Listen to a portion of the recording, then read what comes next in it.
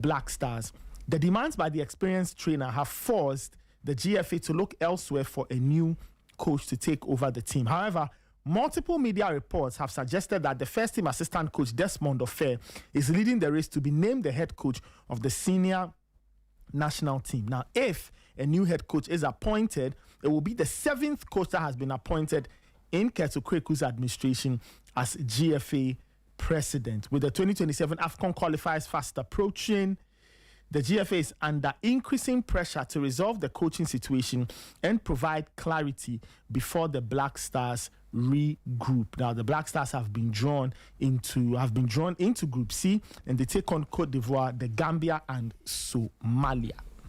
Oh, Nathan, there's this part you read. Which part is it? It's very important. Mm-hmm. Which part? The so part where you mentioned the name. Has been one of the people being considered. Okay, now it says... Just read that line for me. However, media reports have suggested that first team assistant coach Desmond Ofe is leading the race to be named the head coach of the senior national team. Which Desmond Ofe are you talking about? But Desmond Ofe, you and I know. You see, Nathan, it is high time we stop playing Chaskele with our national team appointments. The Black Stars coaching job cannot be left for another Matramakwe attempt. Okay? It's high time we stop playing Chaskele. We stop doing Matramakwe with the appointment of Black Stars coaches. Okay? Yeah. And that is why I have a problem. Fidelis, give me a problem. Hello, Dodge. The problem. Problem. Yo.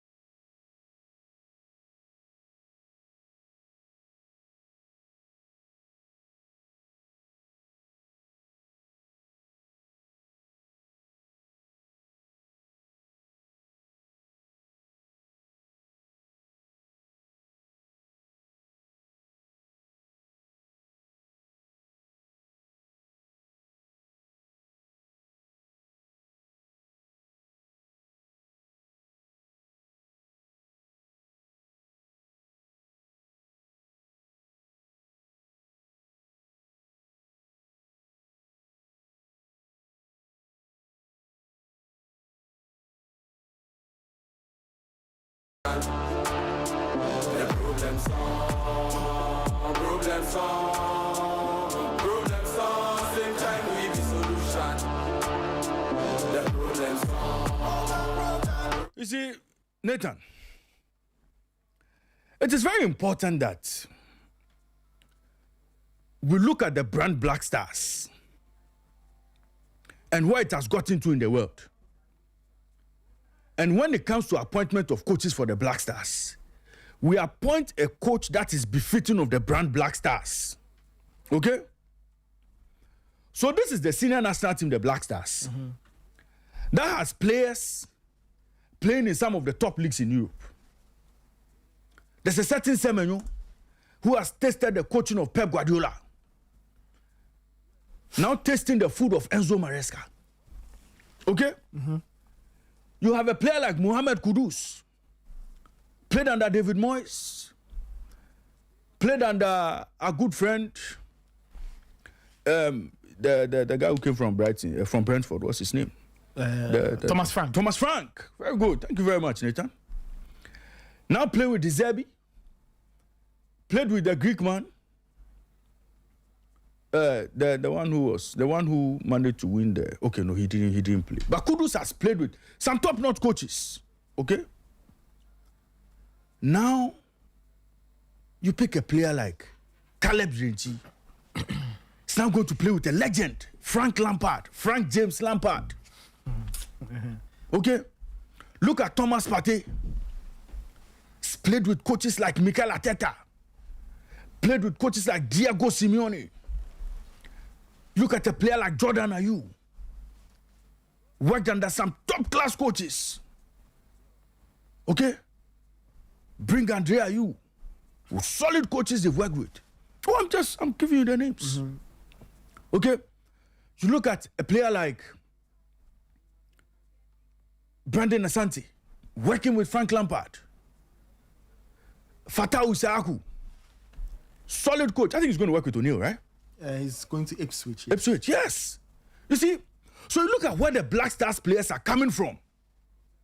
And when you are going to appoint a coach, if you can't give them same, you give them similar, or you give them coaching that when they get onto the training ground, they look at the manager and say, this is our manager. Okay? So when Otuado was doing his thing with the team, all of us knew Otuado was not ready. So we went into the market, brought in Grandpa Winfred Schaefer, who had a certain reputation. So the presence of Schaefer alone gave the boys a lot of confidence. When Otuado finally exposed himself to the good people of Ghana, finally got the good people of Ghana to understand that he's not the man for the job, we quickly went into the market and started looking for coaches. Nathan, what were the names that we had? At a point we had Slaven Bilic. At a point we had Carlos Queiroz,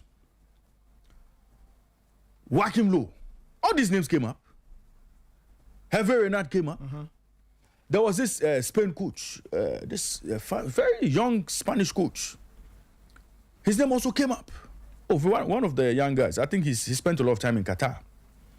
One of these sharp brains. All of these names came up. World-class coaches were suggested for our World Cup campaign. True or false? That's true. Eventually, we settled on Carlos Queiroz, knowing very well his reputation in the job. Knowing very well Carlos Queiroz ticks the box of a coach who has presence, a coach who is world-class, a coach who would bring discipline, a coach who knows how to organize his team. True or false? True. Ladies and gentlemen, we have seen the Black Stars play with coaches like Avram Grant. Prior to Avram Grant joining the Black Stars, what was his biggest achievement? He had taken Chelsea to the Champions League finals. Played against Ferguson and lost. So when he came to the Black Stars, we saw the presence he came with. Since then, we've been trying all sorts of things. With the Black Stars, we tried Kwesi Appiah. It was there and about. We went for CK Akuno, only for those who appointed him to come and tell us that they were not interested in any Mantra Makwe coach.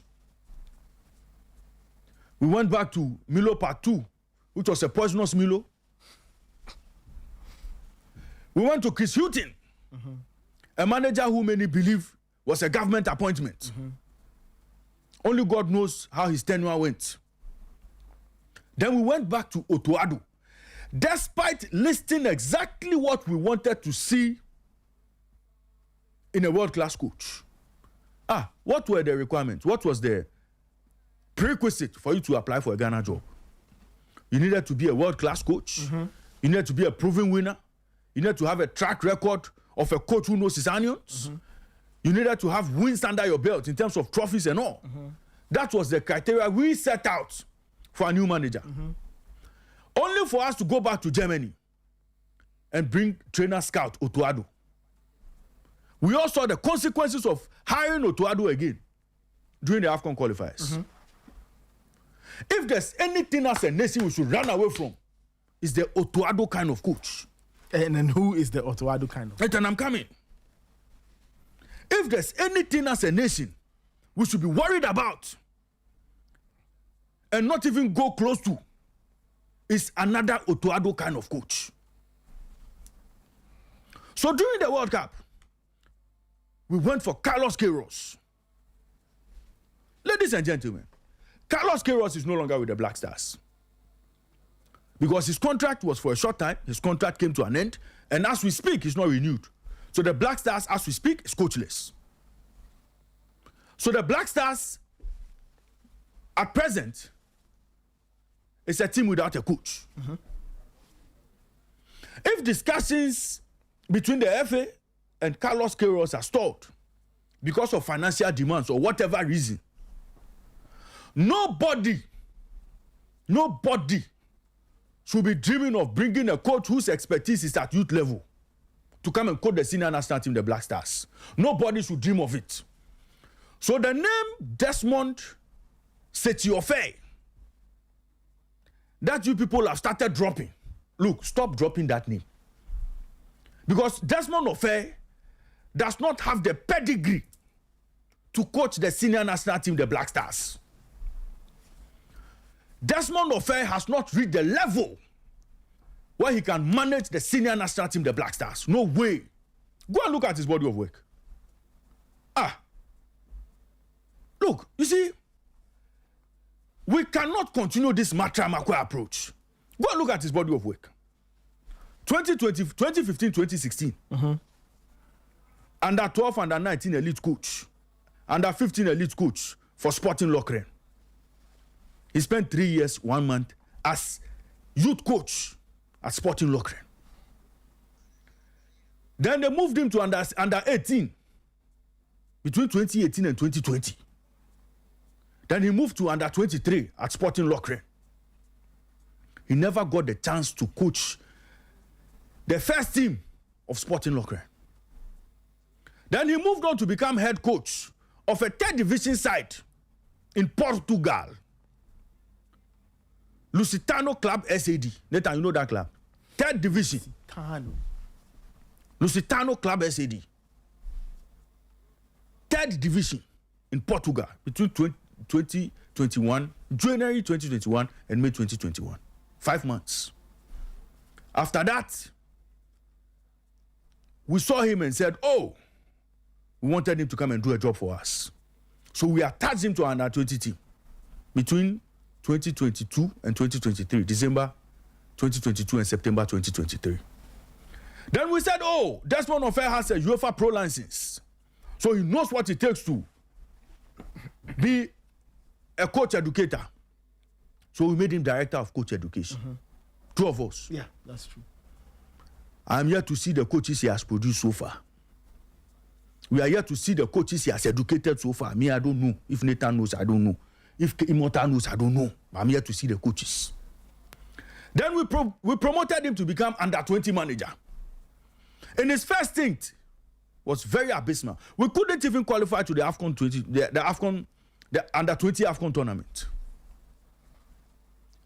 Then we brought him, we maintained him, and then we went to play African Games in 2024. Immortal and Co. want us to believe that after winning that Mickey Mouse competition, that under 20 championship, mm-hmm. during the African Games, mm-hmm. Desmond Ofe has arrived.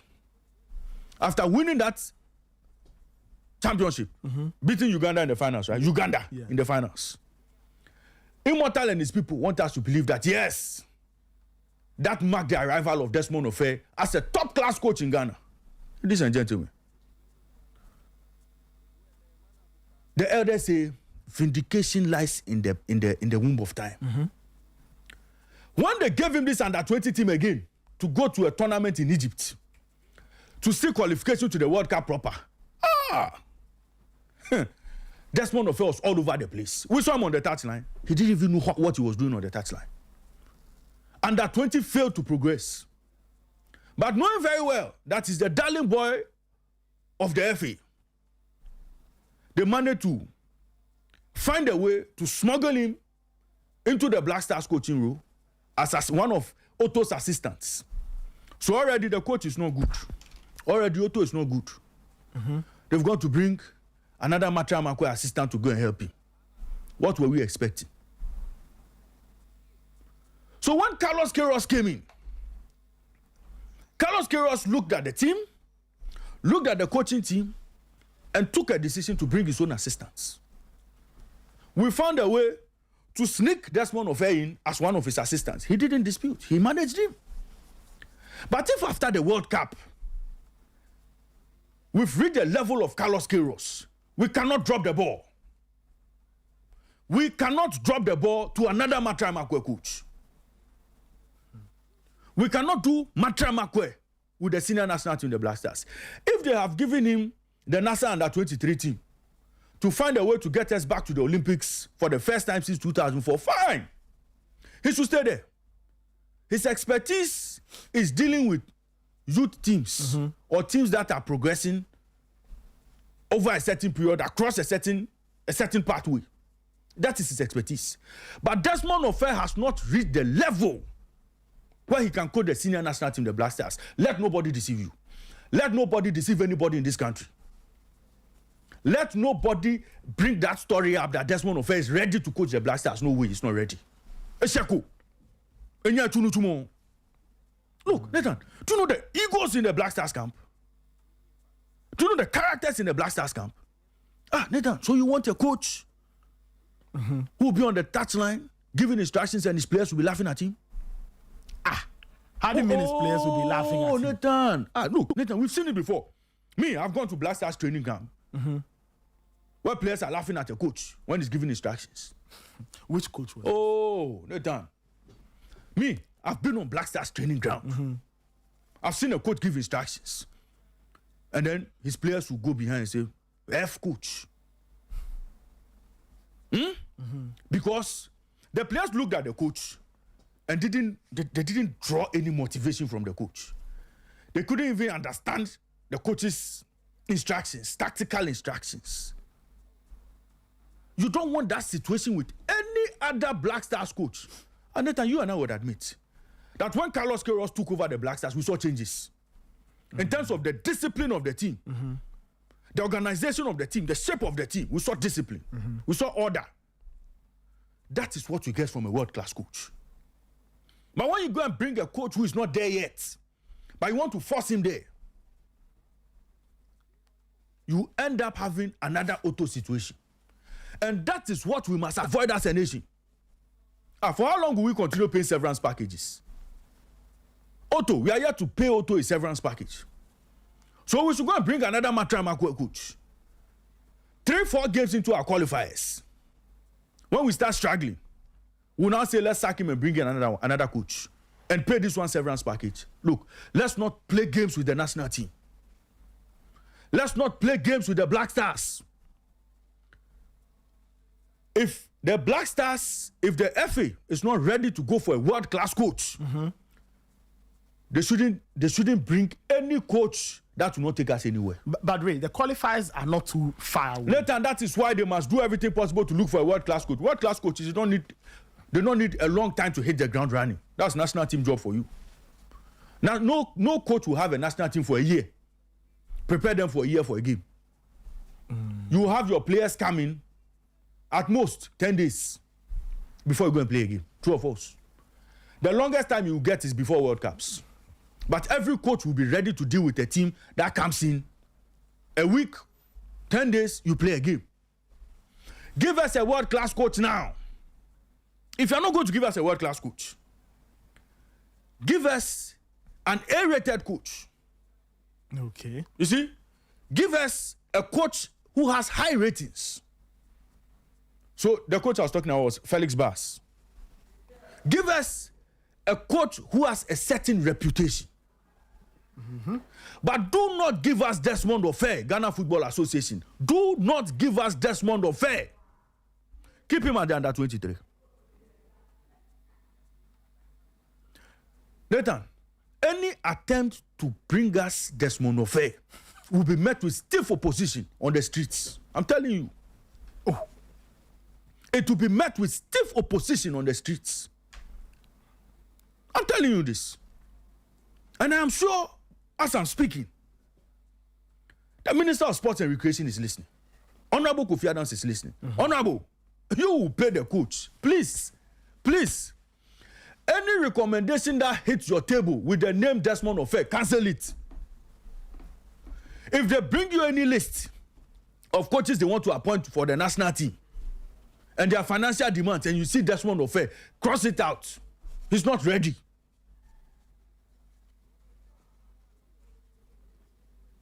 We will not use the taxpayers' money to now train people on the job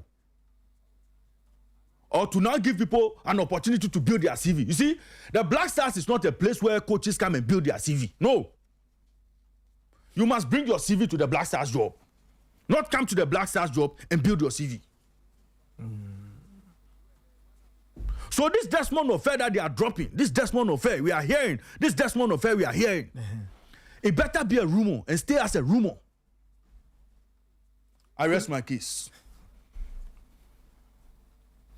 Barry, could it also not be people who are just trying to create stories? Nathan, let it be so.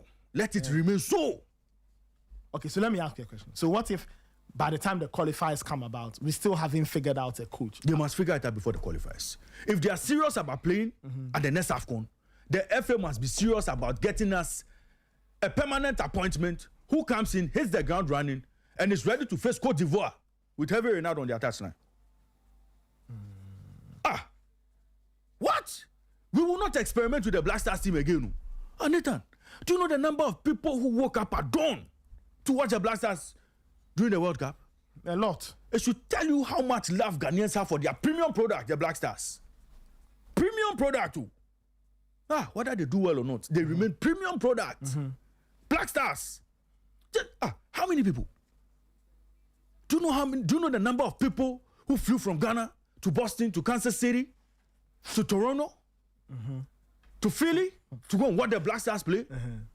People who didn't even have love for football. Naturally. They said, look, when Black Stars is playing, we want to go and watch Black Stars. Premium product. Premium product, you want to give Black Stars Zuku coach. Oh, but our fair is not. No, I'm saying that. No, I'm just saying that. You see, Black Stars is a premium product. Black Stars does not deserve a Zuku coach. Okay. You understand what I'm saying? It's a top brand. So you match it with a coach with a certain pedigree. No room for Zuku coaches for Black Stars again. Yeah, but Ray, what if by the time the qualifiers come about, Nathan, there still isn't a coach? Our good friends Nigeria, they tried this thing with their qualifiers.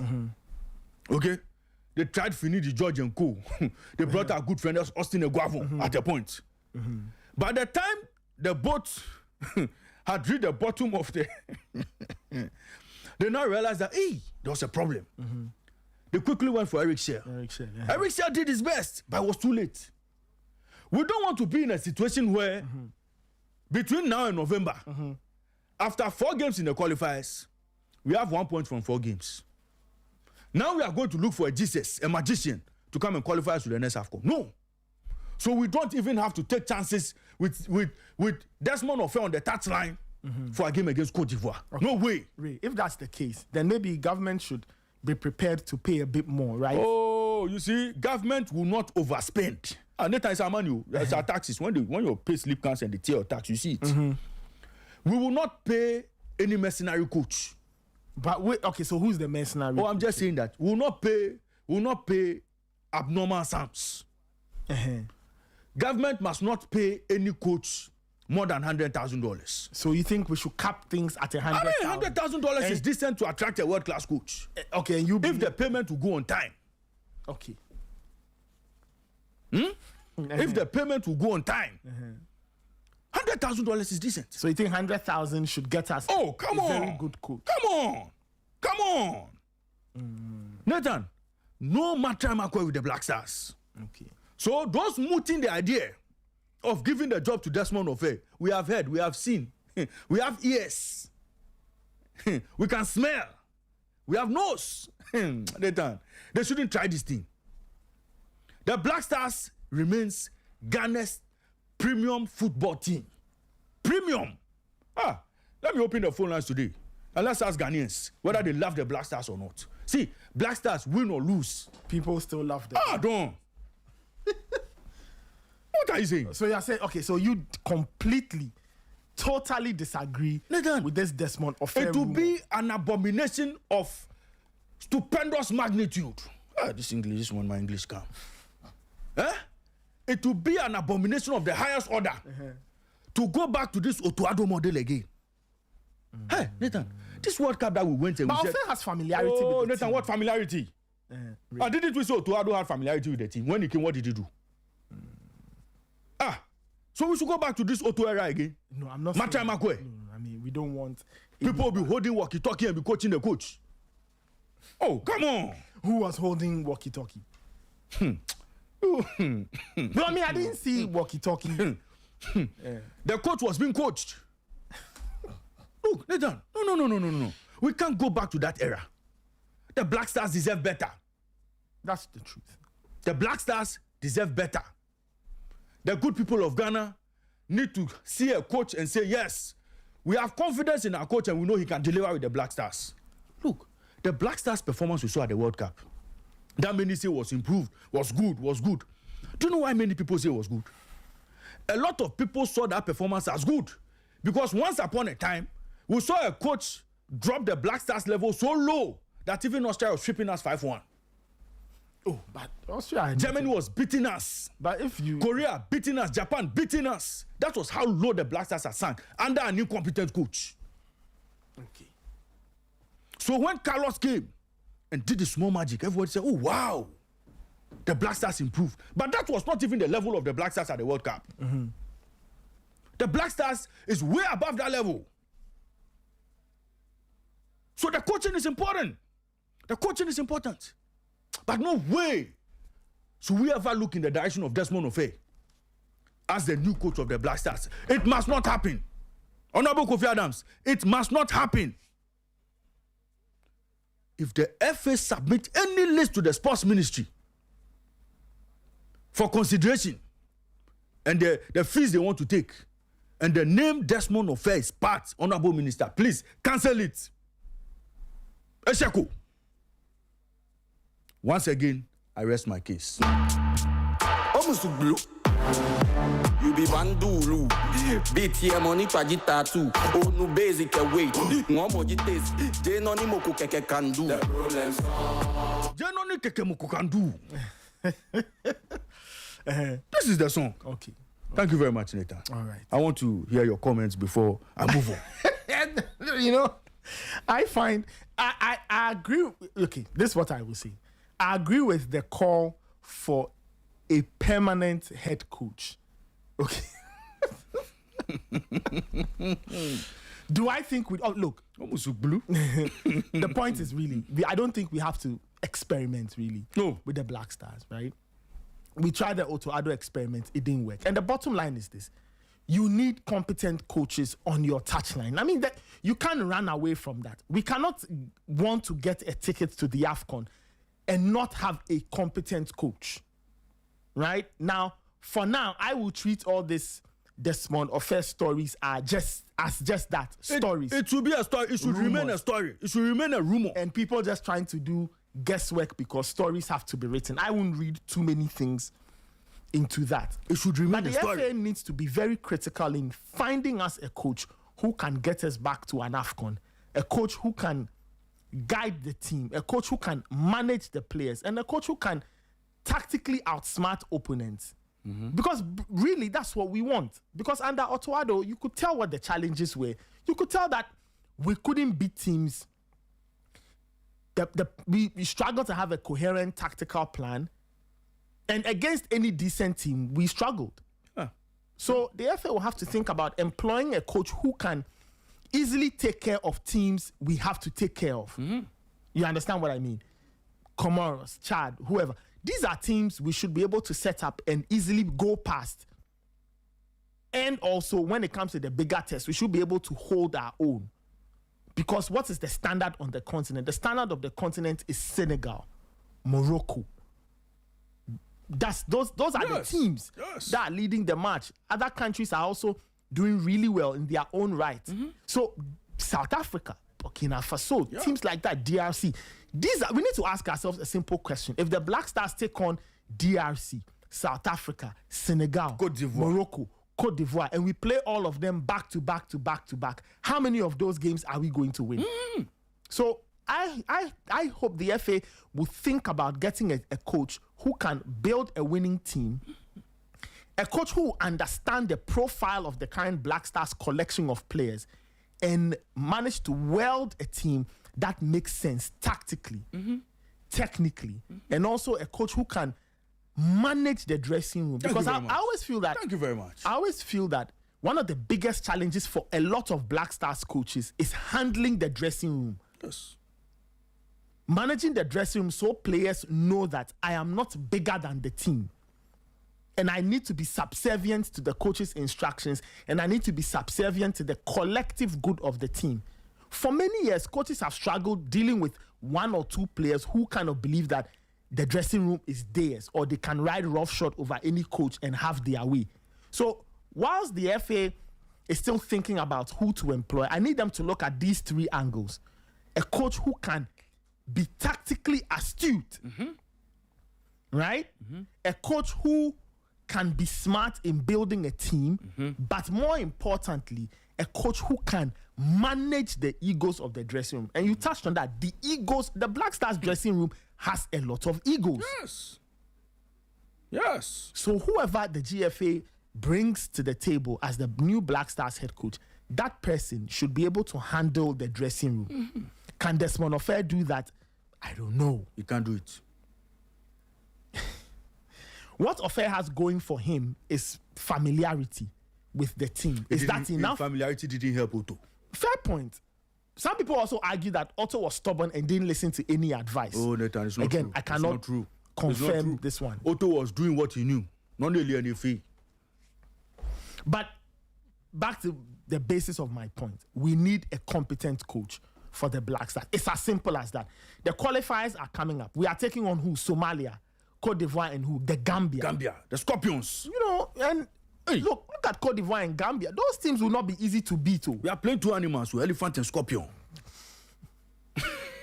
You understand? It would not be easy to beat. Gambia, before Thompson Feet left, he turned them into a very disciplined, tough to break down unit. Yeah. And who's their new coach? McKinstry, I think. Yeah, McKinstry. Yeah, McKinstry's their coach. He's done a lot of work on the continent. His teams are relatively solid and tough to break down. Yes. We know what the Ivorians are. Good, great. You see, and a very confident team. And we'll have to learn to build a Black Stars team that is equally confident. Because the other way to win, or one of the ways to win a football game, is to have... When you watch Cote d'Ivoire play, don't you see a team that believes in itself? A team that is not afraid to play. Yes. So we'll have to figure out a coach who can get this team to be confident, a team to believe in its ability, but a team that can win, and a coach who can take on the best teams on the continent and hold his own. We should get to a point where when we play a team like Morocco, we should be able to take on Morocco and play them. Yes. We should be able to face Senegal and match them. Player for player, coach for coach. So I hope the FA is thinking critically about this. You see, even after seeing what happened to us against Niger, even Somalia will be a dangerous team. Somalia. With Yusuf Ali, Somalia. Later, when we go to the Mogadishu Stadium, the atmosphere there alone, you need players with balls. You need a coach who can look at his team and say, look, you can go out there and perform. That is what we are talking about. Even Somalia will not be pushovers. Everybody says, oh, Somalia, they're bonus 6 for everybody. So we have, you see, Nathan, let me open the phone now. You see, maybe Ghanaians disagree with me. Maybe Ghanaians believe it's time for Desmond Ofer to take the job. Maybe they disagree with me. Let me open the phone lines. 0542 571061. 0542 571061. 0542 571061. Give us a call now. Share your thoughts on this matter. Media reports suggest that the Black Stars coaching job is inching closer to a certain assistant called Desmond Ofer.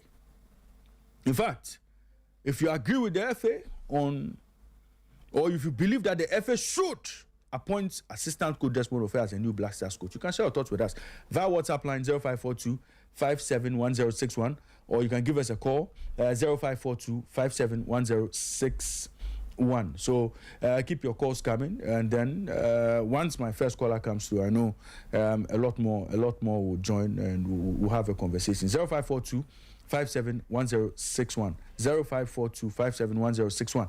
Now, the other matter is the matter of the Black Queens. The Black Queens have progressed to the playoff stage of the 2027 FIFA World Cup qualification.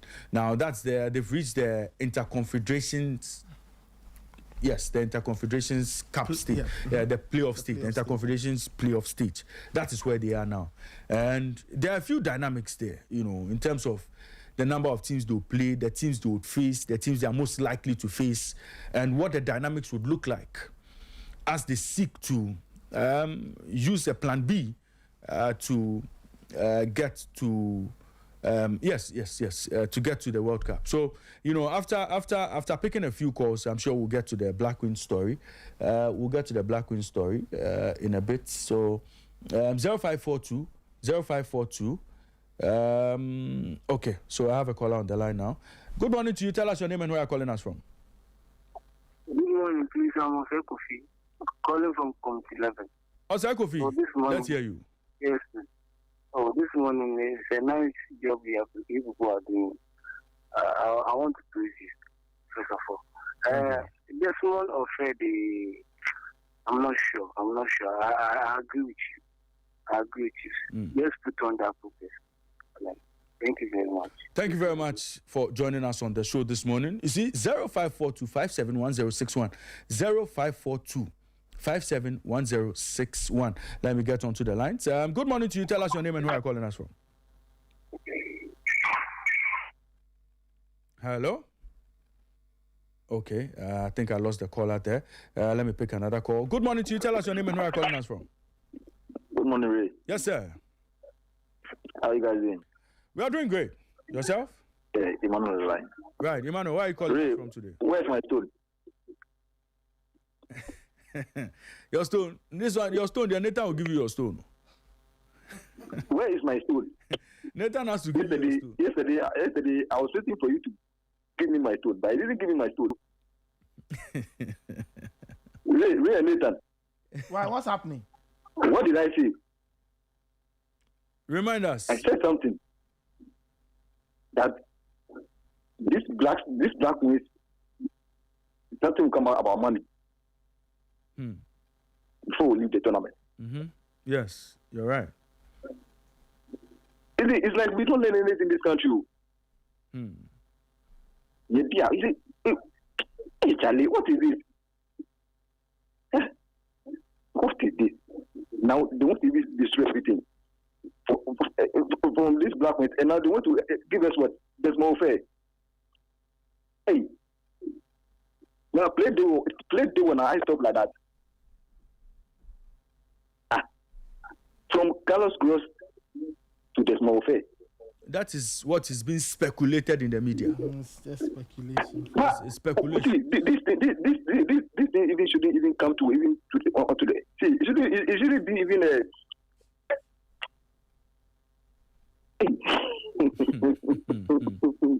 Hey, it shouldn't be a topic on the table. Oh, see, when how do you call it? When the Ivorian coach resigned, it didn't even take up to 3 weeks. You knew what we were doing. Ghana, after the World Cup, the coach contract expired. What did we do? Henry, what did we do? See, even before we went to the World Cup, we were demanding how much the coach was ending. Before Ghanaians were saying, oh, it was ending while the $50,000 and things, then the minister came to say, oh, no, it 80,000. And he wanted to believe. When we were going, we were asking you, how much was the coach? What's the contract? He said the coach hasn't signed the contract. How can someone who hasn't signed a contract work for a team? Oh, look at all this is. Sorry, it's like, you don't even know what they are doing with our football. Right? You don't know. It's like, you can't pass. Emmanuel, what are we doing? Thank you for sharing your thoughts with us. Let me pick up this morning. Yeah. You guys have a good morning. And have a lovely weekend. Have a lovely weekend too, Emmanuel. 0542 571061 0542 571061. Give us a call. Yes, 0542 571061. Good morning to you. Tell us your name and where you're calling us from.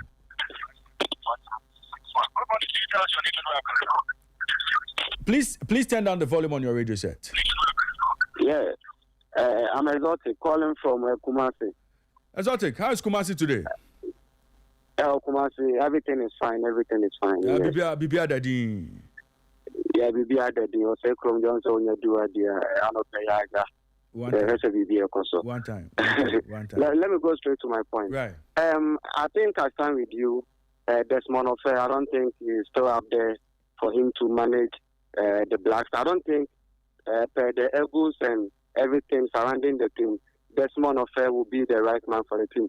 I know the GSA themselves, they know, but it's like they want to bring him and later they sack him and pay the compensation money. Some of them will get some of the money. So they want to do something. This one, they beg you. This one, they will beg you. This one, we can't prove. So they beg you. Okay.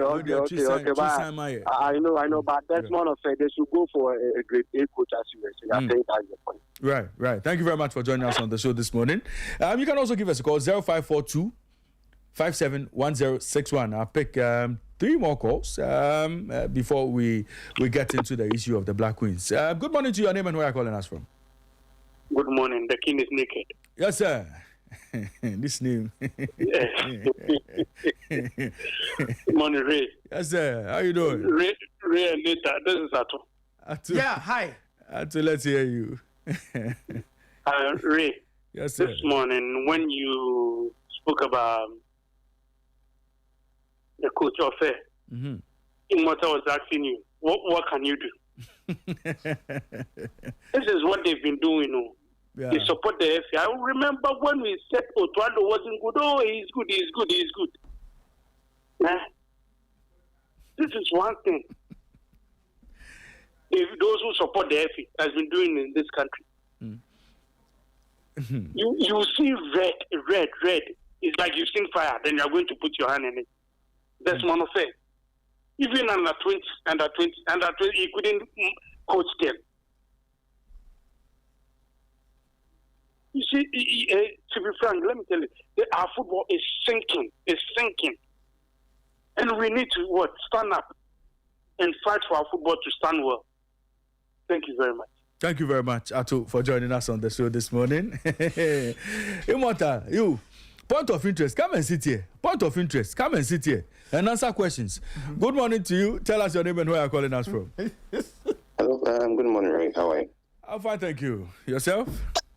I'm super blessed. Great. Charlie? Great. Your name and where you're calling us from? I'm Kwesi. I'm calling from East Legon. Kwesi, let's hear you.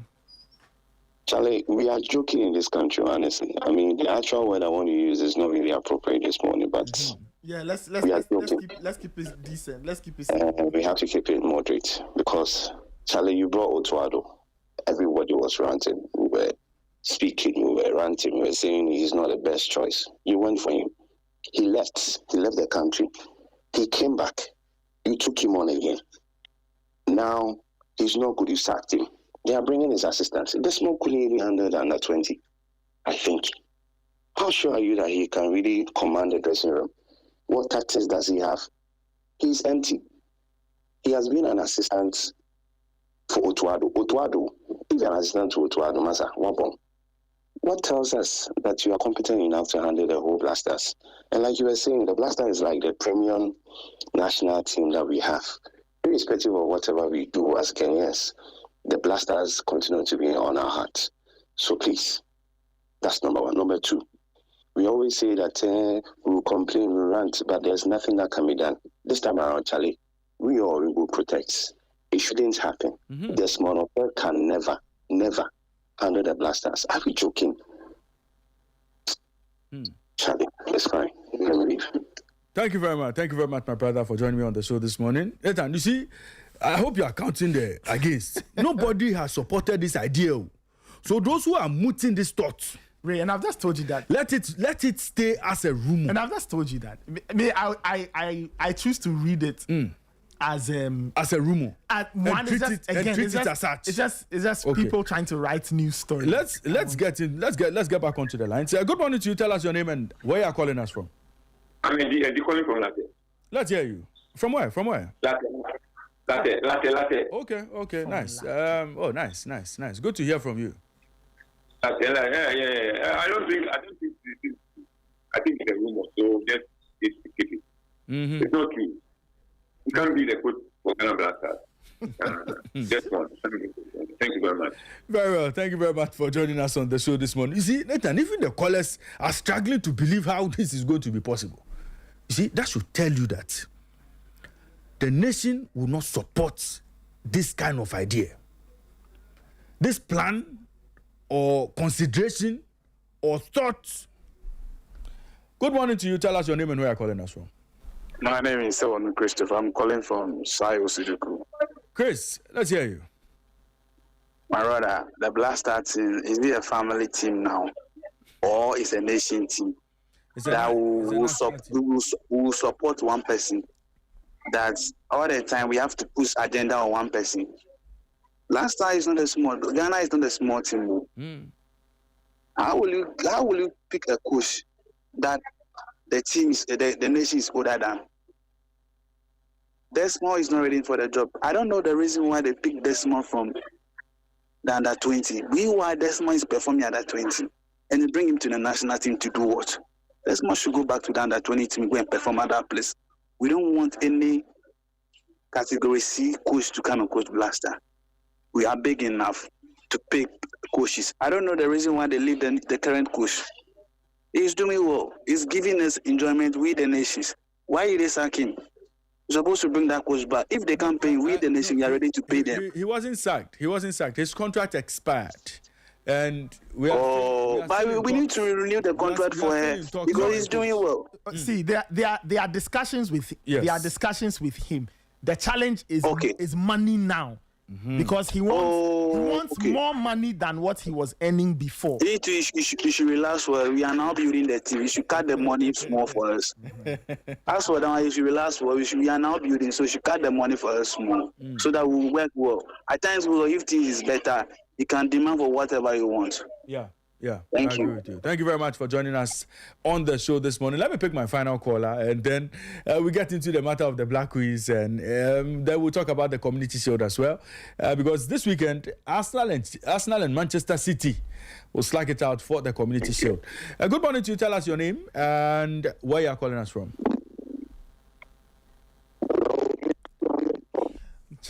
Oh, and unfortunately, Nathan, our friend. I don't know what. See, I really do not know this particular caller. It's rather unfortunate. The person tries really hard to get on. But he does well. He does well with trying to call. But anytime he calls, I don't know what it is. I think it's a hardware problem. You think it's from his end? It's from okay, his listen, end. I think it's please, Mr. Caller or Miss Caller, whoever.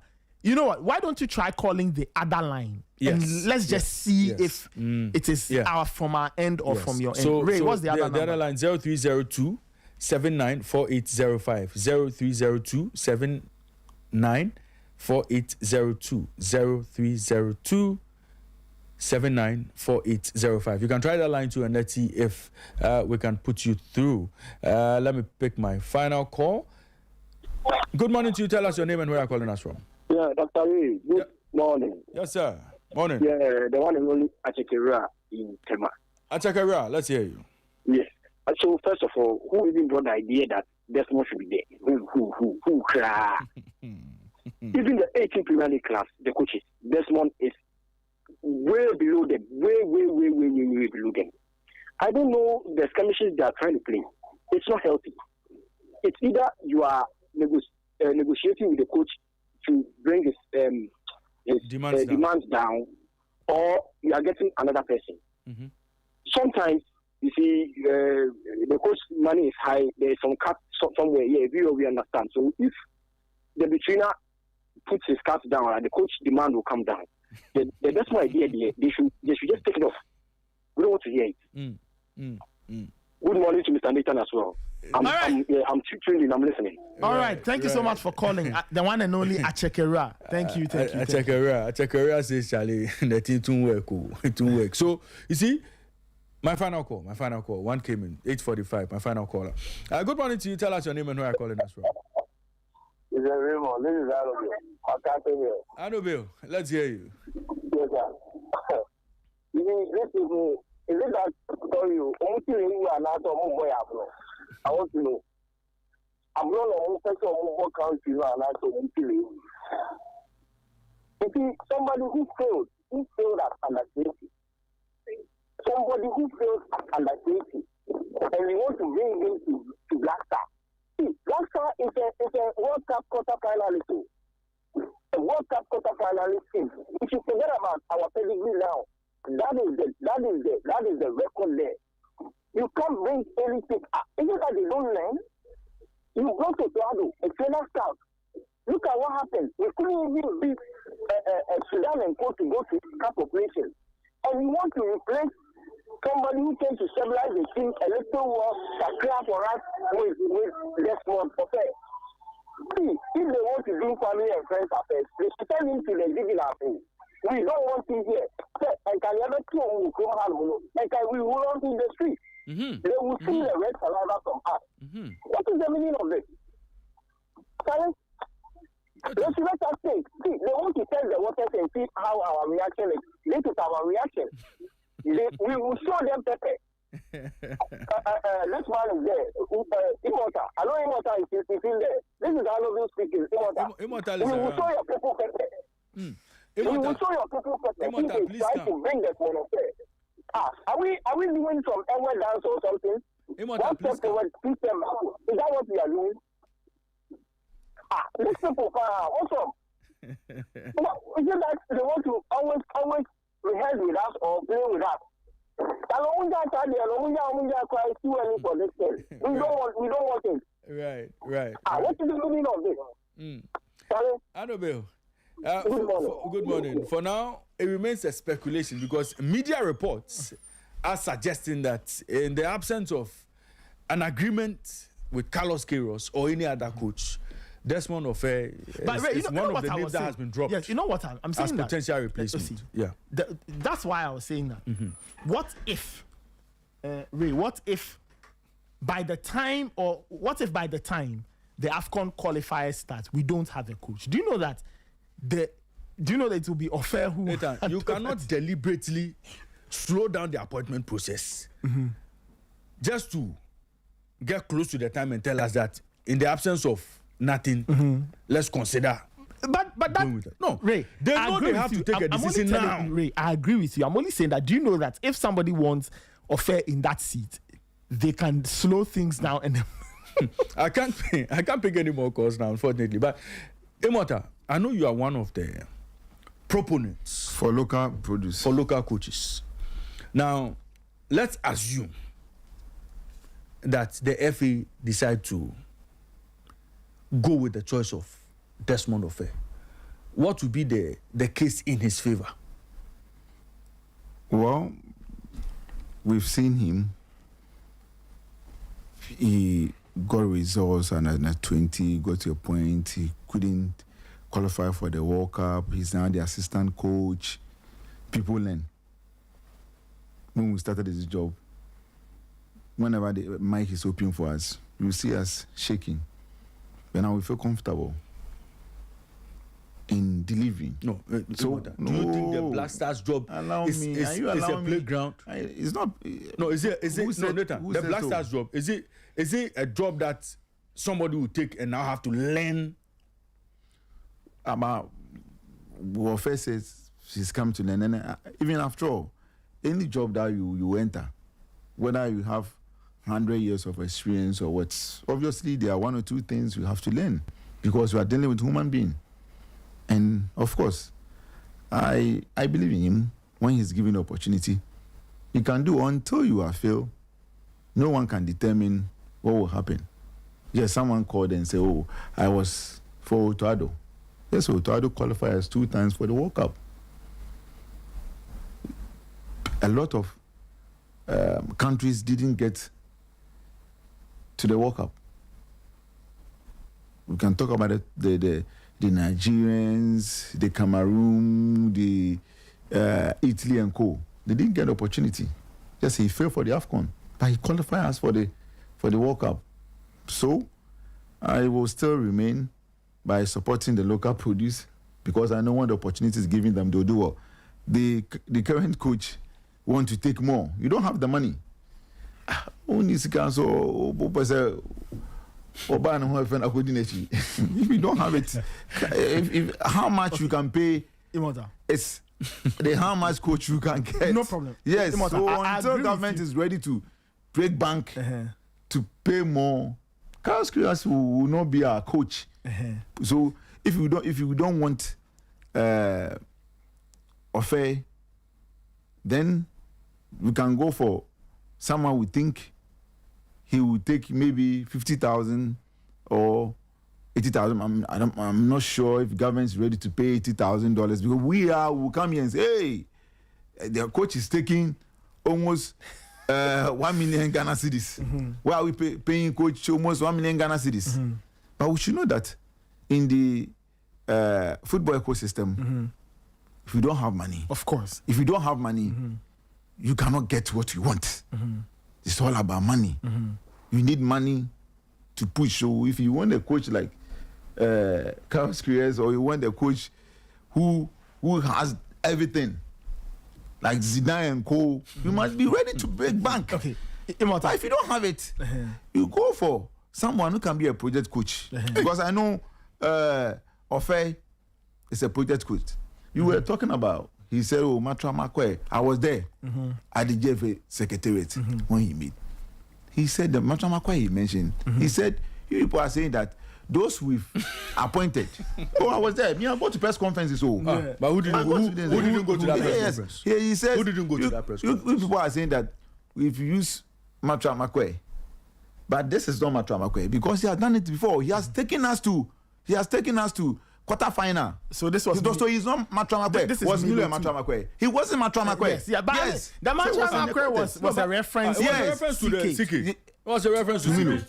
He says, you people are saying that we've gone for Matra Makwe. But I'm sure this coach is not Matra Makwe because he has taken us to quarter-final. So he's not Matra Makwe. Immortal, that is true. No, he didn't say you people say. He said it categorically that this is not a Matra Makwe coach.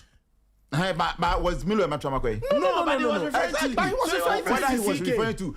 But was CK a Matra Makwe or not? You know what people have been saying on radio that we don't give what a father's job for boy to do.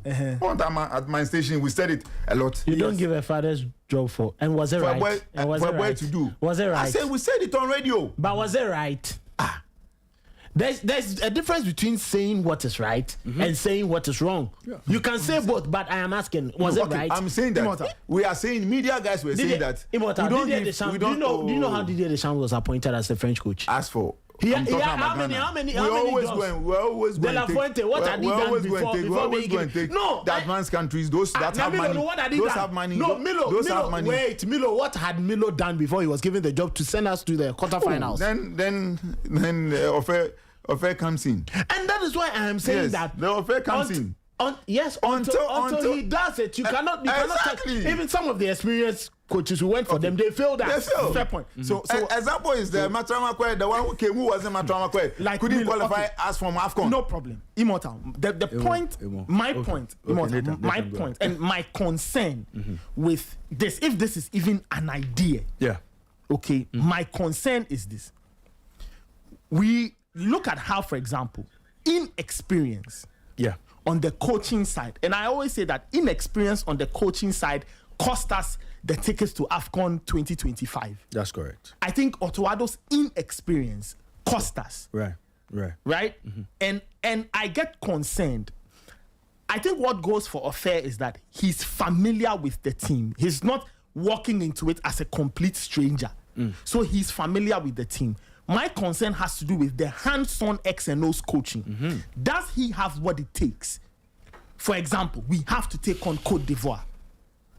Are we certain in our mind that Desmond Ofe will be able to look at this Ivorian team and match them step for step, tactic for tactic, change for change, quality for quality? That is my concern.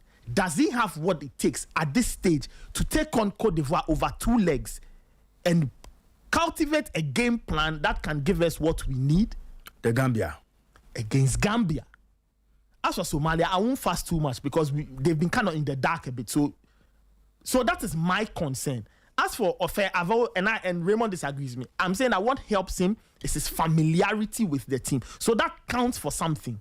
But my concern is the lack of experience at this level. I agree with you. So are you talking about how good he is technically or the materials he has? No. It's a mix of. We saw. Okay, you see. We should also remember that whenever we play against our neighboring countries, it's difficult for us to beat them. Immortal. You see, it is traditionally difficult because there's an added factor. We are neighbors. They are charged. By Immortal. Yeah, it's true. But you see, when the whistle blows, when the game starts, whether you are charged or not, you need a game plan to win. Yeah, that's it. So my point is that when I look at Desmond Ofe's work, and I'm repeating it again, what goes for him is familiarity with the team. So the players, he's not a stranger to the players. That is an advantage. Put that aside. Has he shown enough that at this level he can handle the weight and pressure of playing in an AFCON qualifier? My reference is Otuado. Otto's inexperience cost us. That's correct. And we cannot run away from it. And we cannot go back to doing same. Thank you very much. That is the point I will make. Immortal, your final point? So, Kelvin? Yeah, okay, Immortal. I'm not saying that I'm pushing for Desmond or whoever. Okay. We want someone who can take us to the promised land. Very good. But again, if you don't have money to pay, that is you don't also have money true. to pay. No, you can't do. Yes, that is if you don't have true. money to go to restaurant and go and chop, go to the roadside bar. That is also true. Over there. That is also that's our situation. Your government is not ready to break bank to go and get a coach who have to the top coach Ray is talking about. If you don't have it, you don't have it. Sporty has it. Yes. Arrange Avengers, and we are here. We are delivering. If you don't have it, you will be at your corner. Calvin, your quick thoughts on the. Well, I think I think I always take cue from competence over history. The reason why I'm saying it is since 2008 that Claude Leroy decided to fail us. I don't care about who has done it before, who hasn't done it before, but your capability. If I look at Desmond, if Domenico Tedesco, who is his mate, has been able to handle the Belgian national team, though he was a failure without success. Thank you very much. I like the fact that you brought that. Though he was a failure, yes, it tells me that Desmond has every capability on paper, and practically. We see coaches rise from certain levels. And I was making reference to De La Fuente. And I even make reference to Gareth Southgate. Where did they start from? I'm not sure when Southgate was being given the England job.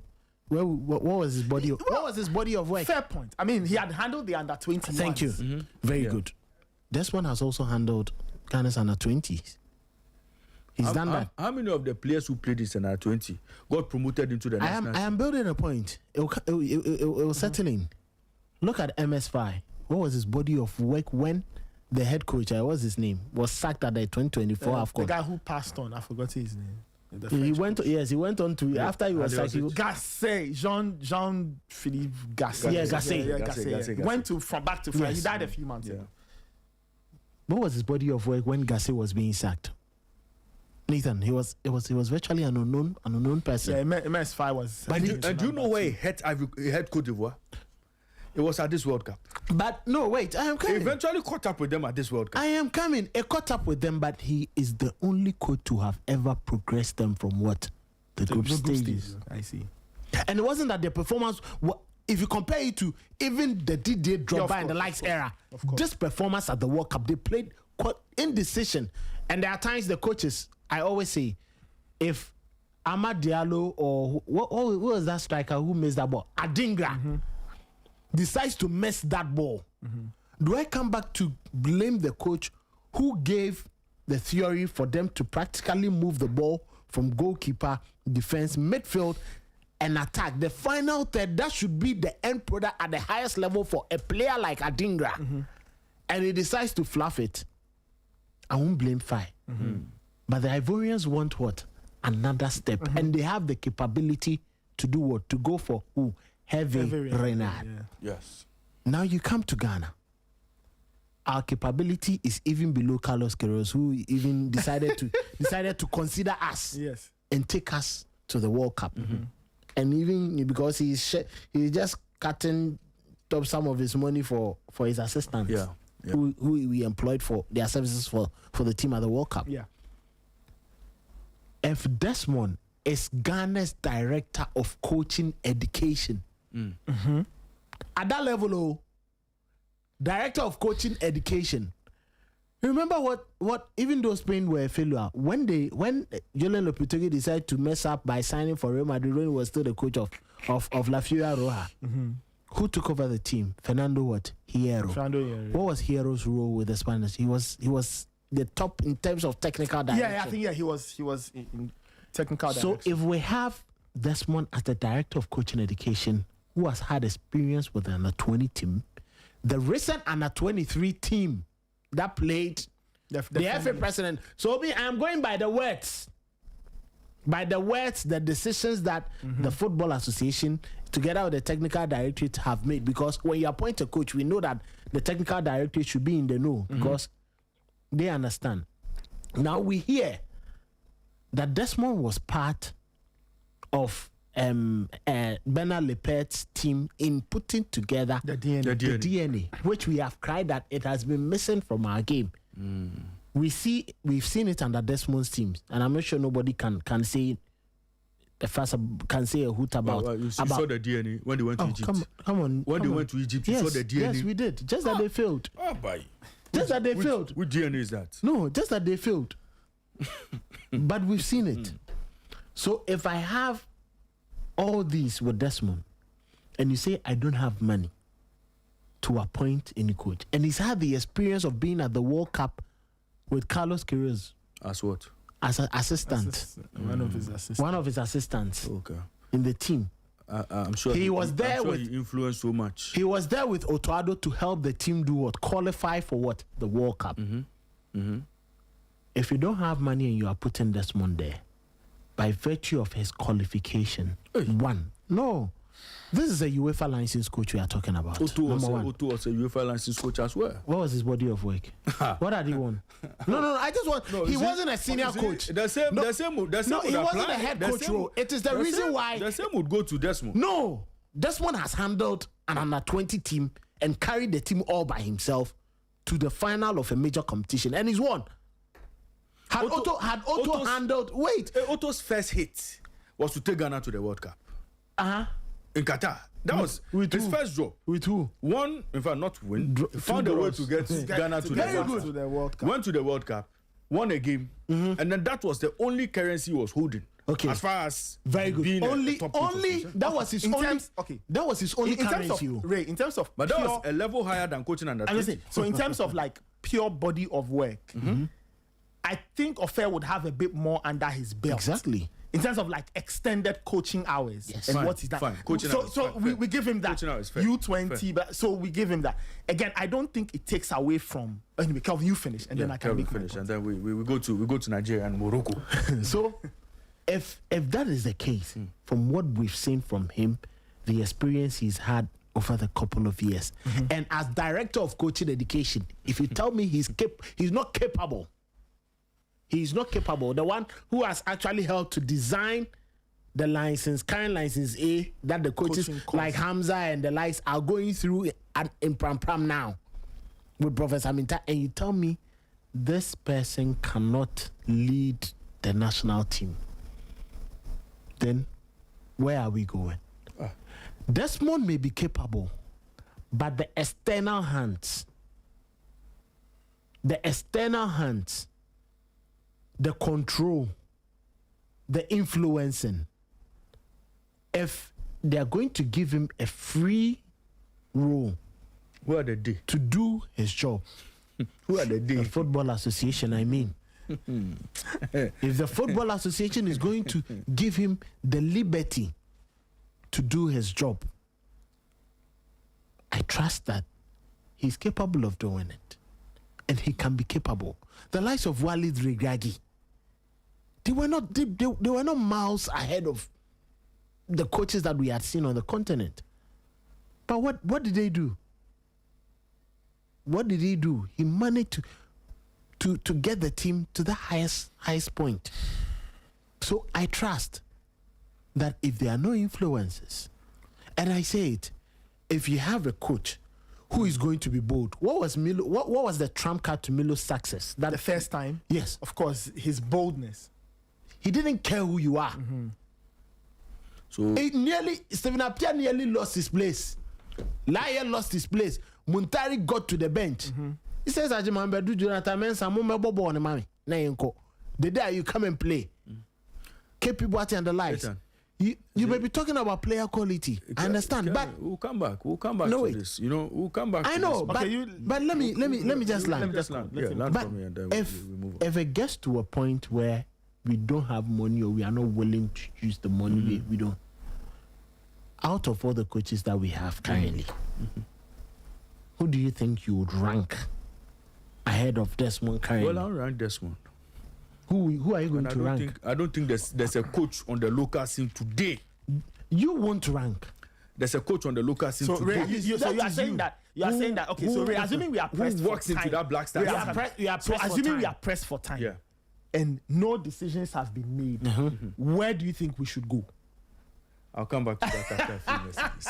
After a couple of messages, I'll come back to that. I think you should give him the job. If you don't have money, and then time is also a big factor that is going to delay us.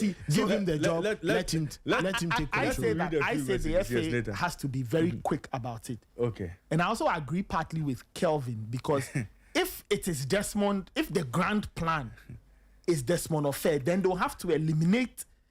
You get it there. You have to have the right mix. Or you think once it is him, they'll do their things. If it is Desmond Ofe, I'd rather go for Lai. But let me come back. Okay.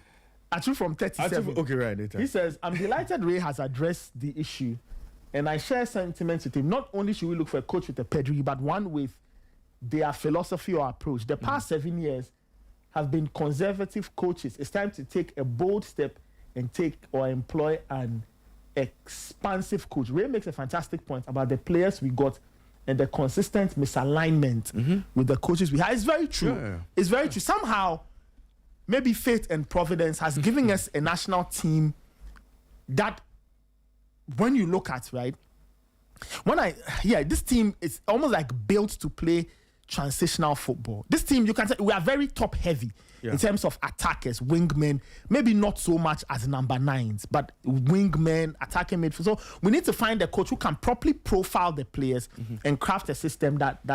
There's another one. Immortal, just give us that message very well. Yeah. This person, Ofori, is saying that he thinks Ketu Kwegu and his people have an appetite for appointing coaches like Otto Addo. I don't know what that means, but anyway. Right. So Nathan, let me read the rest. Let me read the rest. Immortal, give me a few more messages. This one says, why is Raymond this morning trying to put down Desmond Ofe when he has not even been named? Didn't Cote d'Ivoire win AFCON with an assistant coach when the main coach was sacked in the middle of the 2024 AFCON? Did Senegal employ a foreign coach when Cisse left? They even won the last AFCON in Morocco with that inexperienced coach. This one is coming from Kofi Broadcasting, and this one says Sporty FM. Charlie, yeah. I mean, we'll read your messages. Kofi, take your time. Kofi Abutre. Immortal, just give me one more message. This one says, please ask Immortal if he wants a quality coach or just a local coach. He's answered that. He's answered that already. And this one is coming from Nana. Nana is joining us from Tema. He says, good morning, Sporty. For the Black Stars, we need a project mindset. Can we appoint someone like Larry Kingston or Essien and support them over the years? At this stage, the coaches we get are those our money can afford. This one is coming from Nana in Tema. Project coach, national team. No, you see, when we say, I always say that when people say, oh, let's employ project coaches, you see, those things, you see, a lot of elements need to align. You understand? Yeah. The environment has to be right. Why would you want to employ somebody you say is a project coach and then there are things in his way or there are impediments? The coach doesn't have independence to select the squad. You want to make input into his selection. You want to do this, you want to do that. If you say you want a project coach, then that project coach needs independence. So all these impediments you're talking about, if Desmond walks in, will those impediments go away? Ray, I can't stop thinking about the fact that some of those impediments may not go away. Right. You get me? Let me read this final one. Sam from Medina says, guys, so if Desmond becomes the coach, that means Spencer will be his assistant. Not automatic. Do have to decide. Not automatic. Well, okay. And this one says, the fact that Desmond Affair is even in the rumor mill tells me this GFA is a joke. Desmond Affair, really? It's been almost a month since the World Cup ended. Come on. And this one is coming from, I didn't catch the name. And, please do well to add your name. This one I think is coming from Boachi. Boachi says, so Black Stars has down to Desmond Affair. Maba, even money or not, he isn't Massa. GFA should respect us. Okay, so I think I get it. He was in a hurry when he was typing, so he didn't. But I think I get what he's trying to say. But let's go to Morocco because a few things have happened in Morocco. Abigail Senas also will be joining us. She will be joining us to share her thoughts with us on what happened in Casablanca yesterday.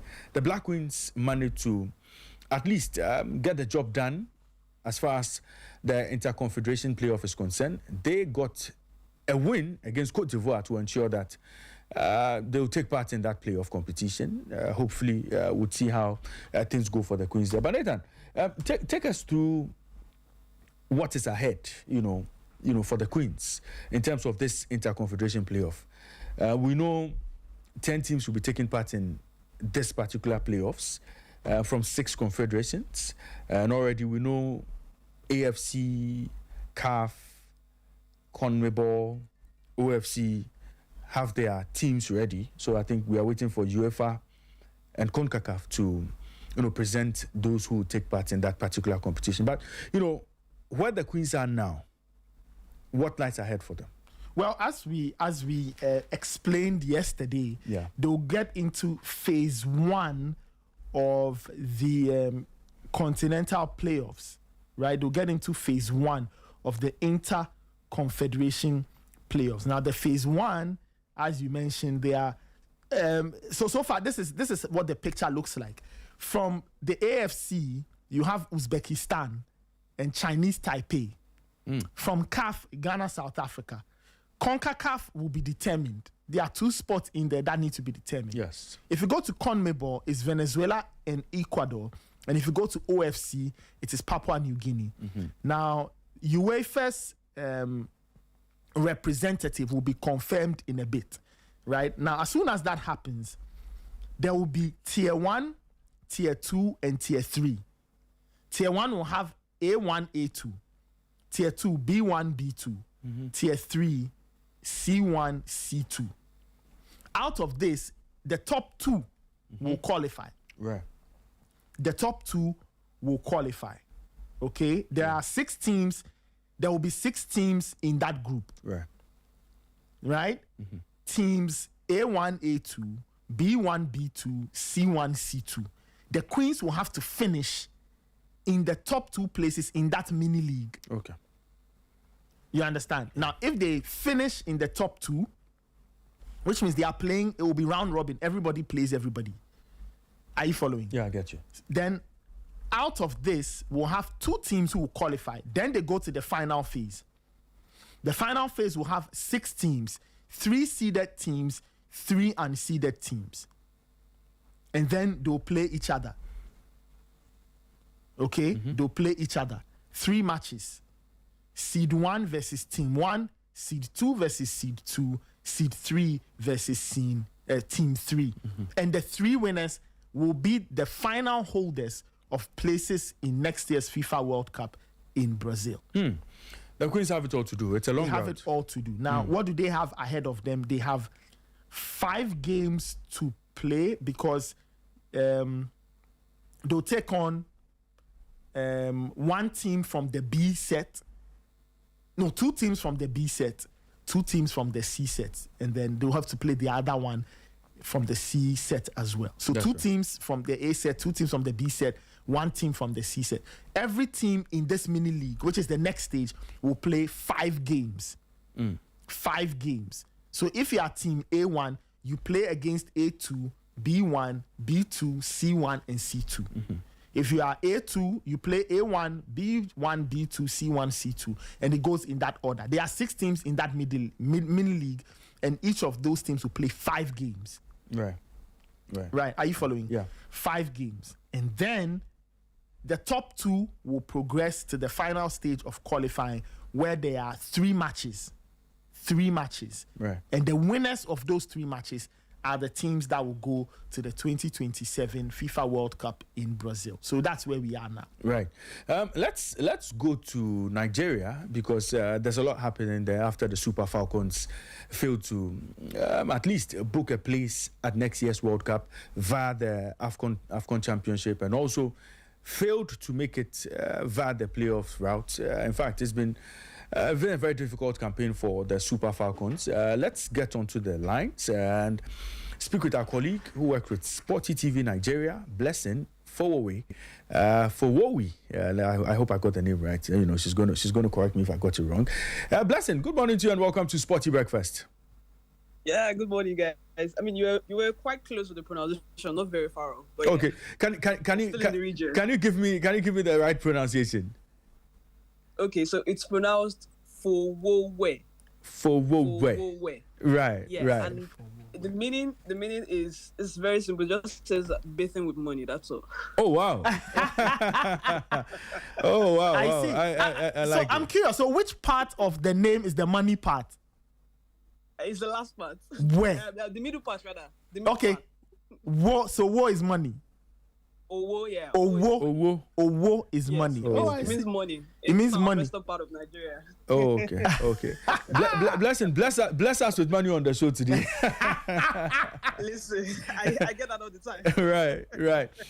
Let's talk about the Super Falcons. I mean, it's been a very disastrous campaign for the Super Falcons, and I'm sure for many Nigerians who follow the Super Falcons, it would have come to you as a surprise. How did the cookie crumble for Nigeria in this competition? To be honest, it's very disappointing. I would tell you yesterday I avoided the game altogether because I wasn't very sure of what we are going to produce. After the game against Malawi, I saw a part of that game against Malawi, and I wasn't impressed with performance. The second game, it felt like a struggle to get over the line. We're not really convincing. Against Egypt as well, wasn't convincing. And to be honest, I kind of mentally switched off at that point in time because I felt it was better for me to just go check result at the end of the day because I could not recognize the team that I was seeing anymore. And it is not something that happened overnight. It's been a slow process. The poison had been in the system for a very long time, but nobody cared to make moves to adjust. We've spoken about how several teams in Africa have begun to tighten ship. They've begun to invest in the women's game. But for us in Nigeria, it has always been an afterthought. I dare say in Africa as well.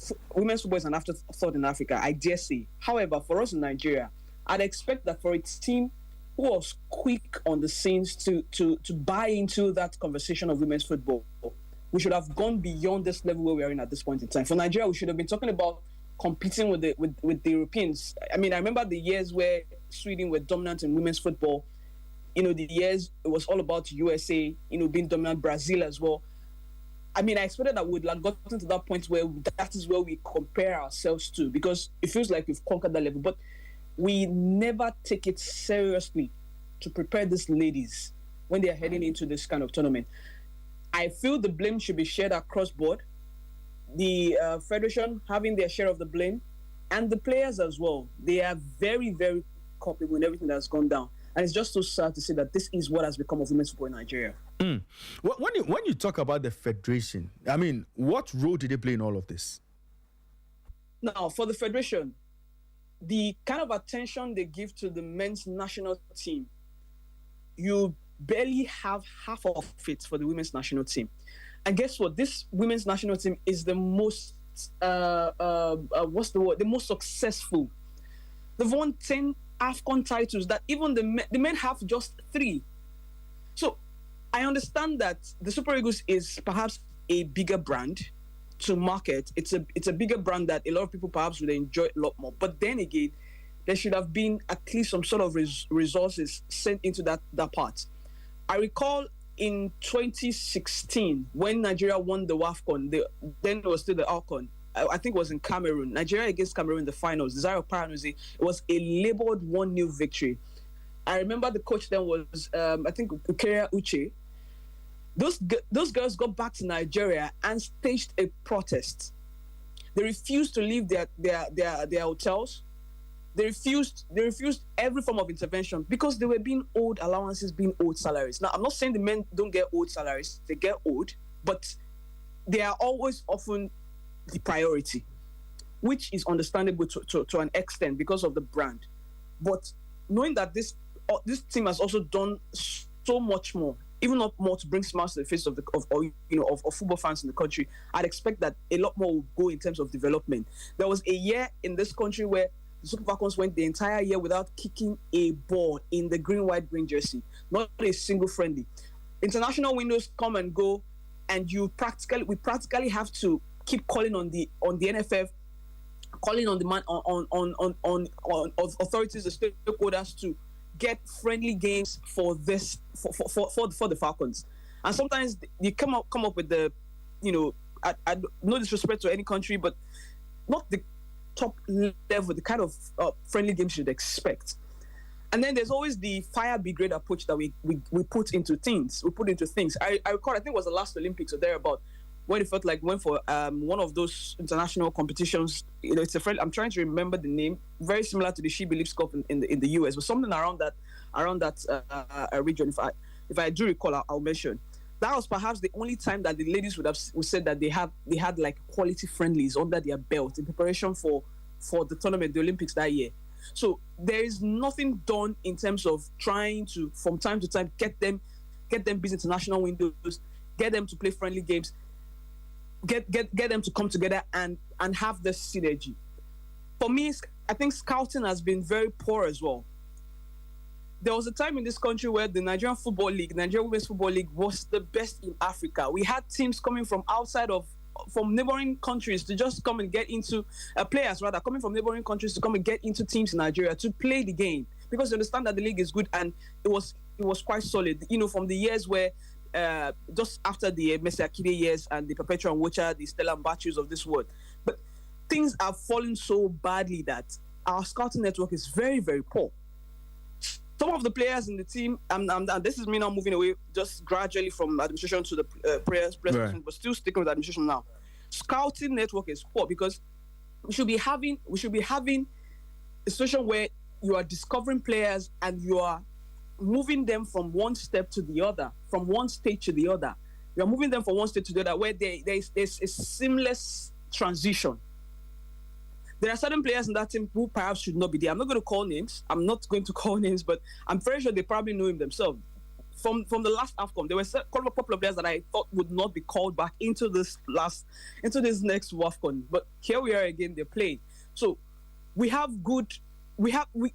talent. It's not a question of lack of talent, because the talent is it's so much. Like we say in this part of the world, like water, it is everywhere. So it's just down to you actually trying to get who is fitting, who could get into the system, and then there be a gradual transition into bringing them in. That is one of the issues that I think, or major issues that I think that has plagued this country so far. For the players now themselves, this is your bread and butter. This is your career. I'd expect that there'll be a lot more sense of urgency from them. This is the first time since the inception of the World Cup that Nigeria will not be there. It's a terrible record for all of these players to be part of, if we're being sincere. So it is just so very, very gloomy right now. And guess what? The elections are coming next year for the Nigerian Football Federation. This same crop of leaders will be back there again, asking to be re-elected. So it's a lot of fundamental issues, to be honest. Well, so I hear in Nigeria today there's talk about the Federation President Ibrahim Gusau, resigning because the Super Eagles failed to make it to the World Cup. The Super Falcons have also missed out on the World Cup. The Under-17 have failed to make it to the World Cup 3 times in a row. Very disappointing WAFCON outing. A lot of crimes in quotes have been put on the table against the FA president. Does it look like anything is going to change at the FA anytime soon? To be honest, I would be very shocked if at the end of the day he voluntarily resigns, because come on, this is Africa. I don't think I recall the last time any African leader voluntarily resigned from a post. I always want to continue. So I would personally, I think I would take that as a pinch of salt, but confirming what you said, it's not just the Super Eagles. I mean, they're missing back-to-back World Cups. If you go back to our under-17 men's team, under 20, we've missed loads of tournaments back-to-back, even for the men's side of things. I recall on the 17, the men's side, there was a point where it was all Nigeria, very dominant. All of that has gone down the drain as well. So for me, I really expect changes to be had, and we need changes that will shake the federation to its core. Shake the ecosystem to its core, not just something on the surface where, okay, this person goes and then comes on and then you continue the same process. I stumbled across an interview, Randy Waldrum, Nigeria's the Super Falcons former coach, where he granted and said, you know what, we've always approached this tournament as though it was a birthright. That's speaking of our leaders, approaching it as though it was a birthright. And there isn't so much put into preparation. And then he predicted that it will get to a point where even this tournament that you think is a birthright, you'd struggle to qualify for it, and then you also struggle to fail or miss out from qualification for the World Cup. And it has happened just about a year or 2 years ago when he granted that interview. I do not think, to be honest, for me, I feel like it's I don't know if I would say I'm positive enough to think that something would change, but I think the next month will be very crucial for Nigerian football with the elections coming up. So it will be left to see if Goso will want to continue, or if someone else comes in. And even if someone else comes in, I hope it's not going to continue with the same process that has been, because you cannot. It's almost like you have an old wine in a new wine skin. If you know what I'm talking about. Yeah, I get you. Problems are still going to persist. Now, we've spoken about the federation, we've spoken about the players. Where do you put Madugu in all of this? Because many people have also attributed Nigeria's poor form to coaching, the coaching not being top-notch. Why do you put Madugu in all of this? So Madugu is also not without his fault. Last year when we won, I think he said when we win, it's the players, but when we don't win, it's the coach. I mean, it's always something that fans say, people say all the time. It's not without his fault as well. Could he have done well tactically, or maybe better tactically in terms of some of the choices that he made? Absolutely, I do. I believe so, especially with this tournament. His choices of players that he used. Money Gift was not at the last WAFCON. This time around, she's there, plays one game. There's no consistency. It's almost like he's trying to find a balance with what works and what doesn't work for the players. Yes, he absolutely should have done better and could have done better. But if you're working in a system where a lot of things, you probably defer to your employers in some things, like you maybe do not have the free hand to make decisions on your own. I mean, it's always going to affect things as well. So yes, Madugu has his own faults, because I expect that as a coach, you should have done better tactically, made changes faster. And I'm seeing a lot of chatters on social media saying that, it's anytime we win, it's always about the players, that doesn't have any tactical input or whatsoever. But we've gone for foreign managers in the past. And it's always the same thing. We win the WAFCON, at the end of the day, you get to the World Cup, you are struggling to make it out of the group stage. You are struggling to actually impact on the larger ground. So for me, I think it's a problem that extends from the source, and the source is having the better organization. Once we're able to get that sorted, then I think everything will flow naturally. So where do the Falcons go from here? Are we going to see a complete overhaul? We see some of the players like Asisat move on.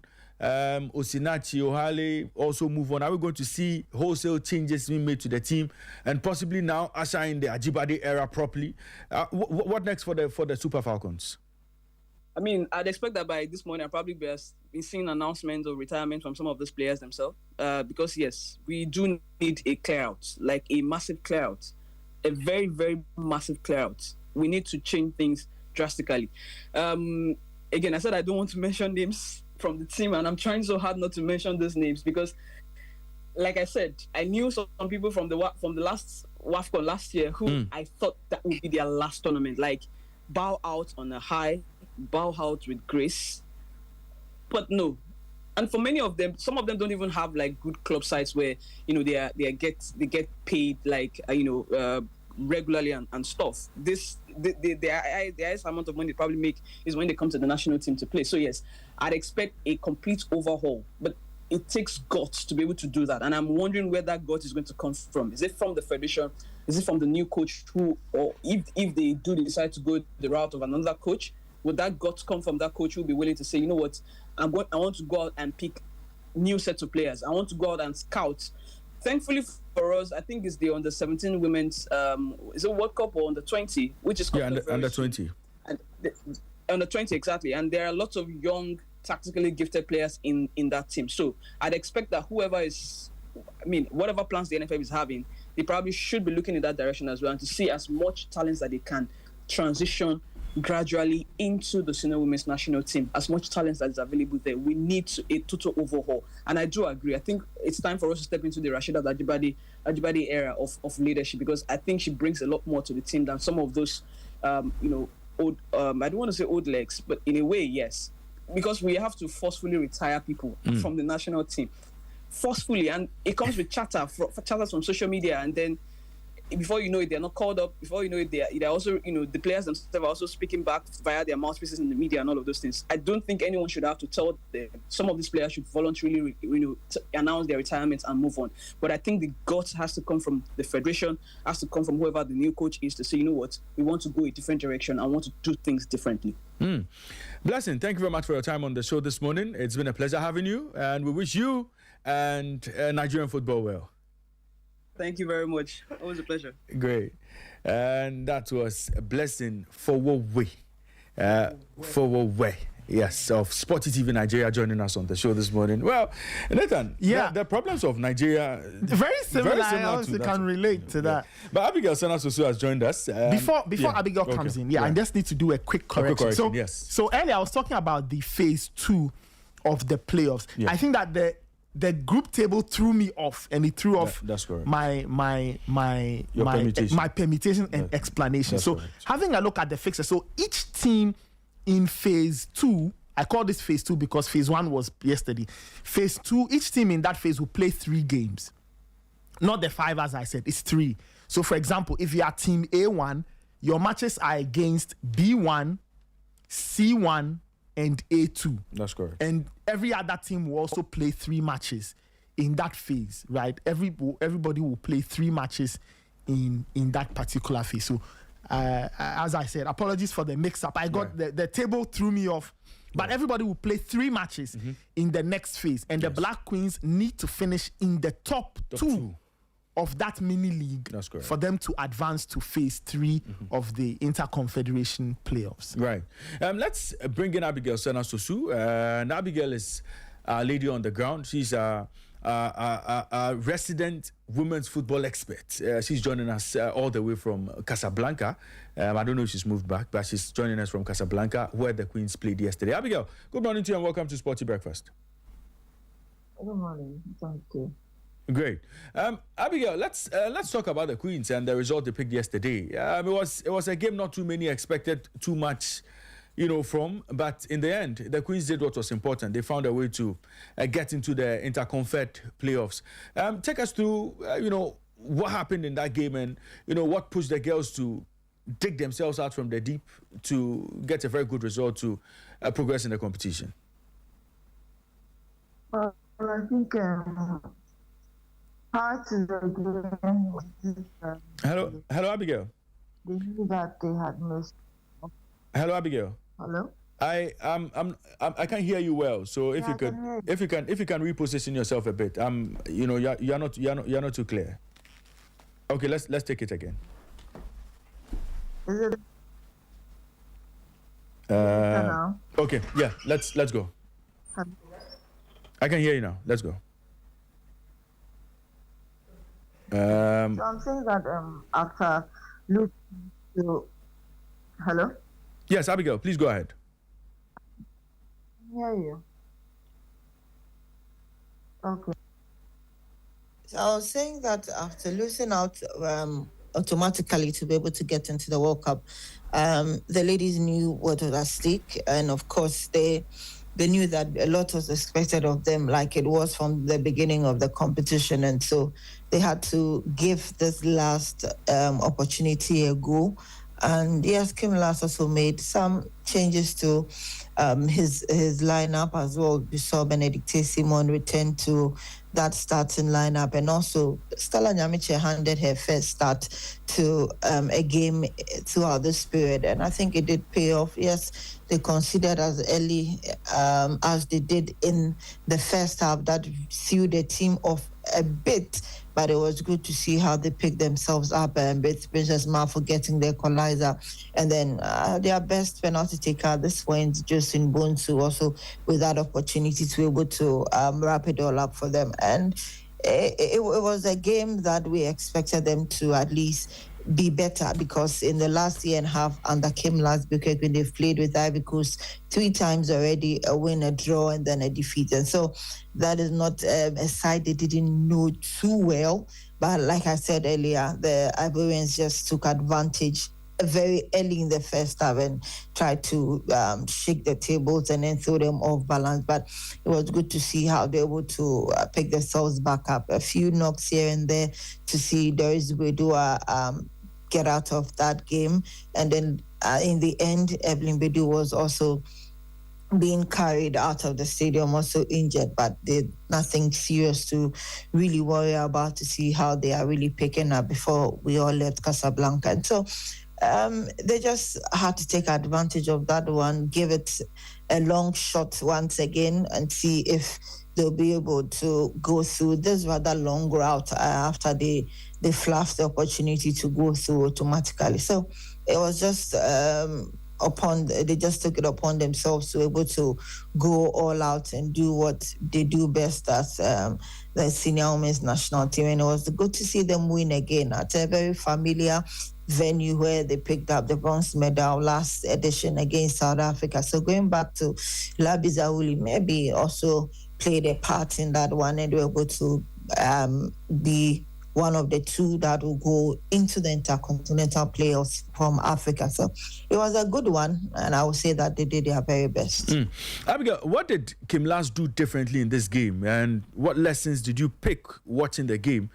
What lessons did you pick, and what did you see that you didn't see in the previous 4 games we played? Well, I think that, like I mentioned earlier, there was a lot more urgency up front. Yes, Princess Mafu may have her off days, but I think that in days that she also does click, you get to get the better of her. A lot were surprised when Alice Kusi couldn't just start this game. I've always maintained that back line, that midfield, didn't really need a lot of thinking. It just needed to be able to get more balls up front. And the inclusion of Stella Nyamiche, like Kim Lass himself mentioned, was a positive one. And even if you look at the metrics after the game, she scored about the highest percentage amongst her colleagues. And so it was that sense of urgency up front from the wings that really was it for him. They knew they had to score goals, and that they have admitted from the very beginning that it has been problematic for them. And so there was a lot more urgency flowing down the wings, and also trying to feed whoever was up front. Evelyn Bedu also coming in to join that attack also did help a lot. And I think that every time she has come on in this competition as well, she has been very, very positive. And so I think there was a lot more urgency up front, and clearly it showed in the 2 goals they were able to score. Well, Abigail, what have the players been saying? And for Kim Lass, what has he been saying too? Knowing very well they have a tougher route ahead of them as they seek to make it to Brazil 2027. What's been their reaction? Well, he has admitted that they had opportunity to just go through. And yes, it has not been an excellent outing, but he maintains that this is a team that is growing, and he himself would have to get them to be at the very best of shapes come November to be able to continue with what they have started and to bring smiles to Ghanaians. And so for Kim Last especially, he knows the task ahead, and he knows that more work needs to go in for them to be able to at least grab that slot to the World Cup. And we spoke to Princess Mafu herself, spoke to Sharon, spoke to Josephine Bonsu herself, arguably one of the brightest spots for Ghana in the competition this time around. Yes, they do accept that this is not the script they brought to Morocco. This is not what they wanted after getting through from the quarters. Everything just got messed up their own plans, but they would have to continue and keep sacrificing for the nation. So it's good to at least know that they know the task that is ahead and they know what is expected of them. And I'm just hoping that they'll be in the best of shapes come November, December to be able to start the intercontinental playoffs. Abigail, when is the team due in Ghana? Of course, when you are done with CAF, you spend at your own peril if you wish time. So hopefully by this evening, tomorrow morning, the team should leave Casablanca under the wings of CAF and then we head back home. We'll be waiting at the airport to give them a hero's welcome, a heroine's welcome when they arrive. Abigail, have a good day, and hopefully when you arrive in Ghana, we'll catch you in studio. Sure, thank you. Right. That was Abigail Senat Sosu joining us all the way from Morocco. She's with the Black Queens. They picked a very good win yesterday, and we are looking forward to seeing them do good things and big things in the Interconfederation playoffs. So we'll see how all of that unfolds. But Nathan, Abigail said, well, in yesterday's game, there was a bit more urgency. Yes. That had been missing in their previous games. Yes. And Kim Last got a few things right yesterday. Yeah, and I'm happy on the urgency bit because I felt that the team did not really move up in gears all through the competition, and they showed an urgent side. You know, they were focused. You could tell that there was a bit more beat. There was more tempo to what they were doing, and I really liked it. And I liked them for their resilience, conceding very early, but coming back to score 2 second-half goals. And thumbs up to them. For Kim Last, at least he made changes. He threw on, he decided to switch things up. Princess Mafu got a look in. He switched things up. Other players also got the opportunity to play. And, when you have a squad, make use of some of these other options. You never know what it is they can do for you.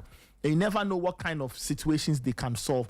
So at least they've taken out the Ivorians. They've gone past the first hurdle. The second one is a bit more tasking in terms of the games they have to play. 3 games. I'm just going over 3 games. But when I look at the mix of opponents they have to take on, the Black Queens should believe that they can get past a good number of these teams, but they will have to work hard. I'm happy Kim Last recognizes that there's a lot of work to be done between now and November, but at least they have time to think about the assignment so that when they gather ahead of that competition, they are well locked in, they are well focused, and we'll see what happens. They need to finish top 2.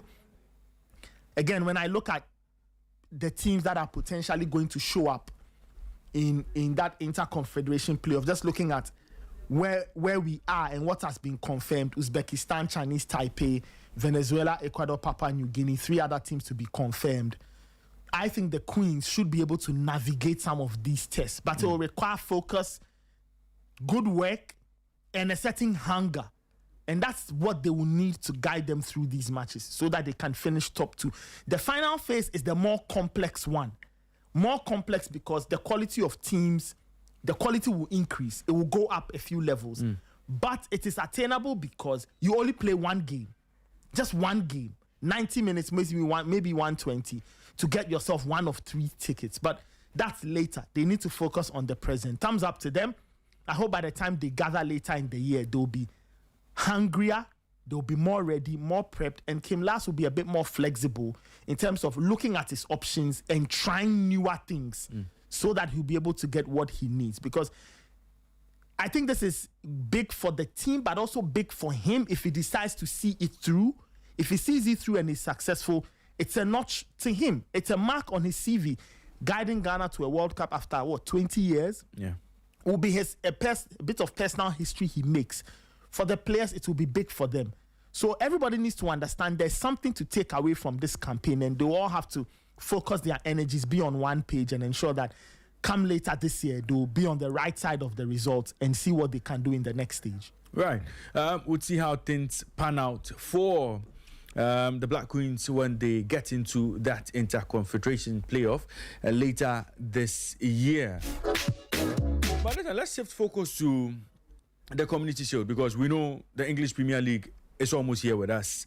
Big game coming up this weekend. Arsenal, they will be making their 25th appearance in the Community Shield. They've won 16 times, they've lost 7 times, and they've drawn once in the Community Shield. So we all know how they love that competition. We know how much they love that competition. Now, they're coming up against the Manchester City team that has a new manager, few new players coming into the team.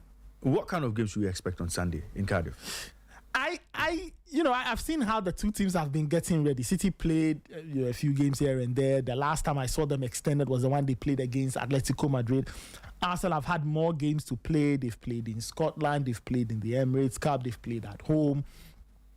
So on one hand, some people call it a glorified friendly, but I think that it kind of sets the tone really for the rest of the season. Mm-hmm. And I expect the two teams to attack it with a lot of seriousness. Mm-hmm. Because for Man City, for Enzo Maresca, this will be the first big test under the lights. He wants to see how the team will perform. The bigger name players will be back. He will give them some minutes and all. And for Arsenal, it's also, again, a game where they play under the lights. But I think it's also a game that kind of determines or tells them all they need to know about their squad, what they must do, and potentially what the rest of the season will look like. I know the Community Shield is never a judge, or it's never a great way to test your team's strength. Yeah. But at least what you are playing for is a trophy that a lot of managers count as part of their collection. That's right. And in the last few years, we've seen how competitive this game can be, and I don't think the levels will drop. I still think we'll see a good competition. I think Man City will use the game, as I said, to see where they are. But I also view it as a game where the two teams will use it to fine-tune their mindset and correct. For example, if they go into it with the wrong mindset, it's the game that reminds them that, look, we can't play the season like this. If they go into it with a great mindset, you tell yourself, these are the things we must do ahead of the season. So I expect a tough, competitive game.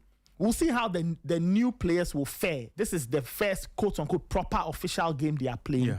The likes of Christian Solis from Arsenal. For Arsenal, Man City have acquired a new set of players. Jero Rulli is the new backup goalkeeper. Even Enzo Maresca is debuting, actually, as Manchester City boss. And we'll see what he will bring as he tries to follow the tough act that Pep Guardiola has laid down for him to follow as a successor. So I expect a very exciting game. I expect a good game. The two teams have developed a very interesting history in the last few years. And I get the feeling that they will still look at each other with the same intensity across the expanse of the 38 games that will be played, for the next 9 to 10 months. And I think it all starts from there. It will serve as a marker. It will serve as a great way to start the season. And the rest of the league will also watch those two teams just to have an idea of potentially what they'll be dealing with whenever it is they have to face both Arsenal and Man City. So I expect a good game, a competitive game, a game played with the right spirit, right levels of energy, players not wanting to give anything. And the two managers will also look at the fact that there is a trophy on the line and they would want to win to start the season with that winning taste in their mouth so that the rest of the season, goes as they plan. So it will be a good one. I won't see it at Wembley because Wembley, I hear, has been booked for a musical concert. Yeah. So the Community Shield is going back to Wales for the very first time in ages. I don't think it changes much. No. We'll still see a game played in the right competitive spirit. The two teams pushing to pick the first trophy available in terms of the season. And talking about cup matches, the French Super Cup is this weekend, right? Yes, Coupe de la Ligue is being played at Paris Saint-Germain. Yes, at the home of RC Lens. PSG, we saw them win the Super Cup, and it gives them the winning taste. Lens will view this game as a game that they would want to use to gauge their season and almost, how do I even say, almost throw the gauntlet down to PSG and tell PSG that last season the two of us were in a title race, we fell off, you won, but this season we want to give you another reminder that it will be a tough one. For Lens, winning this will be huge because psychologically it serves as this boost and it kind of fires them up. For PSG, if they win this, 2 trophies in 3-4 days, another reminder to the rest of the league that they are here. They're not to joke and they have no competition in France. But it will be good. When they met the last time at the Stade Félix Paulard, PSG won. But the context to that game was very interesting. Now, Lens did not want that game rescheduled because they believe that had it been played at the original time, they think they would have had a number of PSG and then it could have potentially changed the title conversation. But the league upheld PSG's appeal. They moved the date to another time. And by the time it came around, PSG were in such good form, they went to win that game. So in terms of just that psychological bit, Lens would want to avenge that. They would want to beat PSG in front of their own home fans at the Stade Félix Paulard. But PSG will start as favorites, but when I look at the Super Cup, PSG will have to learn to close that game well. Again, it's another opportunity for players to build fitness. I think it will be too soon for Ferran Torres as he tries to complete his move to PSG. I don't think he plays this weekend. But I think PSG do have enough to win, but they should expect a tough game from Lens, who have Thorgan Hazard coming back to join them. So they've put together a team of very experienced forwards. Florian Thauvin is there, Thorgan Hazard is there. I don't say Maximin left, he's gone to the US. But I think they still have a good crop. They've lost the player they lost to Nottingham Forest. I'm trying to remember his name. Right, but they a key player of their squad, they moved him on to Nottingham Forest. So it will be a good one. The French Super Cup on Sunday should be a tasty encounter. Sunday evening around 6 or I think late afternoon, early evening. It should be fun. I'll have my eyes on that. It will be good stuff to watch as the French football season also starts next weekend, same weekend as the Premier League season. I'm sure that game will be on Sporty TV. I'm sure that game will be on Sporty TV. So our listeners can watch out for that game. But La Liga starts this weekend with 6 games. So your best teams or your favorite teams will not be in action this weekend. Alaves play Getafe, Sevilla play Rayo Vallecano, Racing Santander take on Villarreal, Espanyol play Levante, Deportivo La Corona they play Elche, and then Atletico Madrid will play Malaga. So you have 4 games this weekend. So on Saturday you have Alaves and Sevilla in action, and then on Sunday you have Racing Santander and Espanyol playing their games, and then on Monday you have Deportivo La Corona taking on Elche, and then on Tuesday you have Atletico Madrid coming up against Malaga. So the rest of the games will return on the 25th, 26th, and the 27th. That's when you see Real Madrid playing their game 1 against Real Sociedad, Barcelona play their game 1 against Atletico Bilbao. Then you have Celta Vigo taking on Osasuna, and then Valencia taking on Betis. But on the 20th through to the 24th, you have all the La Liga teams in action. So 6 games to look forward to in La Liga between tomorrow and Tuesday, and then the rest of the games would come your way after this first round of games. So interesting things to look forward to this weekend. Lots of competition to look forward to this weekend. We'll see how things go for most of the teams. Ray, before we close out, some news coming in. Jet Spence is on his way to Inter Milan. Okay. Now, Inter Milan have agreed a £29.9 million fee, which includes add-ons, and he will be going to Inter Milan. So Inter Milan have agreed a fee for Tottenham Hotspur for Jet Spence. Jet Spence, impressed at the World Cup, and Inter Milan believe that they need to bring him in on the left-hand side of their team. Now, he arrived in Milan last night ahead of the move. Okay. And he represents a very versatile option. He can play on the right, play on the left. And Inter are hoping to stock their team. For Spurs, they are well stocked in both full-back positions. Pedro Porro, World Cup winner, is there, Archie Gray. And on the left-hand side, Destiny Udogie and Andy Robertson, are all there. So, But Jet Spence had a very good World Cup. Oh, he did. Yeah, he had a very good World Cup. He did. I mean, he needs to get a lot of playing time to maintain that spot in the team. Yes. So we wish him well. We hope that it goes according to plan for him at Inter Milan. Lots of transfer stories to look forward to. Rodri, according to reports, has returned to the UK as conversations with Barcelona continue. Then you have Chelsea also waiting for Manchester City to make that bid. All of those stories would get into hopefully on Monday when there's firm confirmation that some of these moves would happen. So just keep listening to Sporty FM. So wait, to be that the story I'm interested in is this Enzo Fernandez. Yes, so seeing the deadline by 5 p.m. we'll know whether our people are ready for the player. Do you think it's a move Man City should make? No, I think that if there's good money for Rodri, they should take the money and beef up elsewhere, and look elsewhere for a replacement. I think Man City should. You see, Rodri was more of a Pep Guardiola kind of player. Mm-hmm. Okay, I don't know how well he would fit into Maresca's system. Despite the fact that Maresca and Pep have their own similarities, I think if there's money coming in for Rodri at this age, with all the injury issues he's had, and it's good cash, Chelsea should move on with them. Chelsea should let the player move on, go into the transfer market, possibly sign Enzo, who would be a player Maresca. Sorry, Man City, who would be a player Maresca already knows from his days at Chelsea, and so it'll be a good move for Barcelona. And it would be good for Man City to let the player go at this point in time. That's right. Yeah, we'll see. The deadline is 5 p.m. Let's see. So they must deliver. Let me read a few of your messages. This one says, "Hello Raymond, you should have asked Blessing how Nigerians are taking Black Queens win when the Falcons didn't win." Well, that's coming from Nana. I mean, when it comes to women's football, they are in the lead. So even when we go and through, they'll ask us how many World Cups we've been to and how many AFCONs we've won. So that one, let's leave that. Hold it on.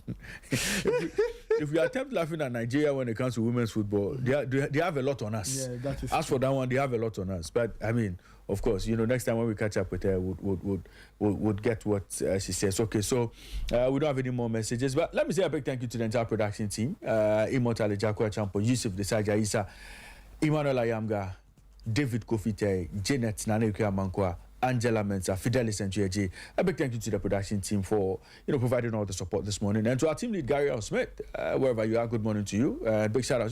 Yesterday, we were at the American Embassy yesterday for the debriefing, the World Cup debriefing. So they wanted to, get to experience how we saw the World Cup, everything that happened at the World Cup. So we were sharing our experience with other journalists, bloggers, influencers, and all. Gary L. Smith was the moderator. He did a fantastic job. Michael Otieje, good morning to you wherever you are. Michael Otieje was there as well. Monica Bukari, now with Corporate Affairs at NPA. Monica was there as well. Kali J, the social media influencer. I mean, he's a TikTok guy. Kali J was there. He also, is a content creator. He also shared, some good insights there. Our very own Yaofusula Bikawawa, he was there as well. My brother Emmanuel Ayamga, yes, Ayamga was there. He also shared his thoughts. Did you also share? Cranton was there. You see, I'll tell you what I did. Danny Cranton was about, from Choice Sports. Yeah, they were also there. I saw a few guys from City. I think I saw AJ Minta from City there as well. So I mean, it was a good team. And I saw, my guy from GTV. I always forget his name, but lots of guys. Everybody shared their thoughts on the challenges, how they loved it. I mean, it was a good event. It was a good event. Big shout outs to the American Embassy. Before the World Cup, we engaged with them, and after the World Cup, they did everything possible to make sure they had another engagement with us. So big shout outs to the guys at the American Embassy. Yep, shout outs to them. The PR, I think the head of PR, he had a conversation with us, and then the charge d'affaires as well also joined the conversation. So it was a good one. And big shout out to the American Embassy for putting that together. Let me say a big thank you to you, our listeners, for joining us on the show this morning. It's been a pleasure having you. And a big thank you to the entire technical team led by Biggie, Yayo, Trish, Douglas, Jonathan, for providing all the support on the show, all the technical support we needed on the show today.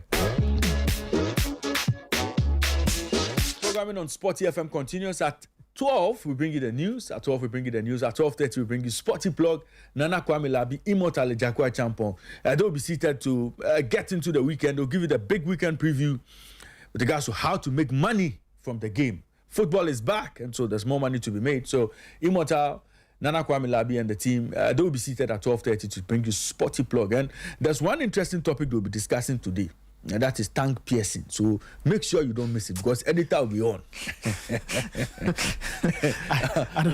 But we've not said anything. But why you respond? We've not said anything. But what am I coming to say? No, you'll be part of, I'll be on. You'll be part of the show. You'll be part of the show. To do what? That very special discussion. No, I'm not. We know that you used to work in a tank piercing shop.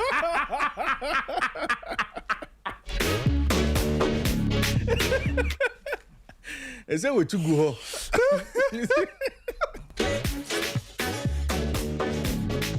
And then at 4 p.m., the Dynamite, Fifi Banson will be seated. He'll be bringing you Sporty Drive at 4 p.m. The Dynamite will be seated. Legendary Fifi Banson. See, this one that I've added legend, Fifi will respond. You tell me I'm making me feel like an old man. So Fifi Banson will be on at 4 with Sporty Drive. And then at 10 p.m. we bring you Ball Up Top. I think today, Nathan, today is the first edition of Soloku. Yes, today we are debuting our new first edition Friday of night show, Soloku Special. Hey. Nana Kwame Labi and the boys. It's at 9:30. No, it's at 9 p.m. 9 to 10:30. Let me not deceive listeners. So it's 10 a.m. at 10:30. Starts at 9. Soloku Special. Soloku Special. Thank you. Fidelis, come and give me Soloku Special. Come and give. You see, I want listeners to have a feel of Soloku Special tonight. So Soloku Special is happening tonight at 9. Tonight at 9, join Nana Kwame Labi and the team. They'll get into all the matters. See, all the debates you've never heard before, you hear it on Soloku Special.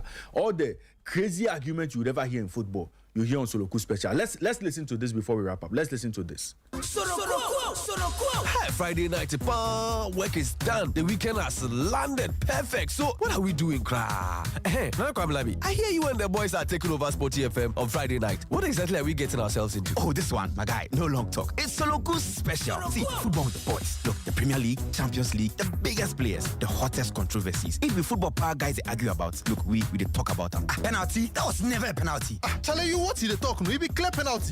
So no one is safe. Nobody, my brother. Your club, your favorite player, even your coach. Bring your defense. And the best part, we don't want you for the conversation inside. If you join we. This one is sweet my ear, boy. So boys, when a Friday night link up is sorted. Call the homies, grab your phone, free your mind, and join Nana Kwame Labi and the boys every Friday night from 9 p.m. to 10:30 p.m. Soloku Special. Free your mind. Striker Papa Ben, that striker, he's overrated. Are you serious right now? How can you tell me he's overrated? Are you serious? As a matter of fact, the whole team said be overrated. My brother, respect yourself. Else I'll walk. Wait, my guy, Charlie. We are the voice of sport. Soloku. Hey, me, I won't join, no. Nathan, who says she wants to join? Who says she wants to join? Me, I won't join. No, but Soloku Special tonight at 9. You don't want to miss the show. Hey, the heat in the studio. And Nathan, somebody said, respect yourself, others I'll walk out. There's more on Soloku Special tonight at 9 p.m. with Nana Kwame Labi and the team. My name is Raymond Yamado. I did this with Nathan Kwao. God willing, we'll be back again next week, Monday, with another interesting edition of Ghana's #1 sports morning show, Sporty Breakfast. Until then, have a good weekend. Keep listening to Sporty 106.1 FM in Accra, 102.5 in Takoradi, and 91.3 in Kumasi. Sporty FM,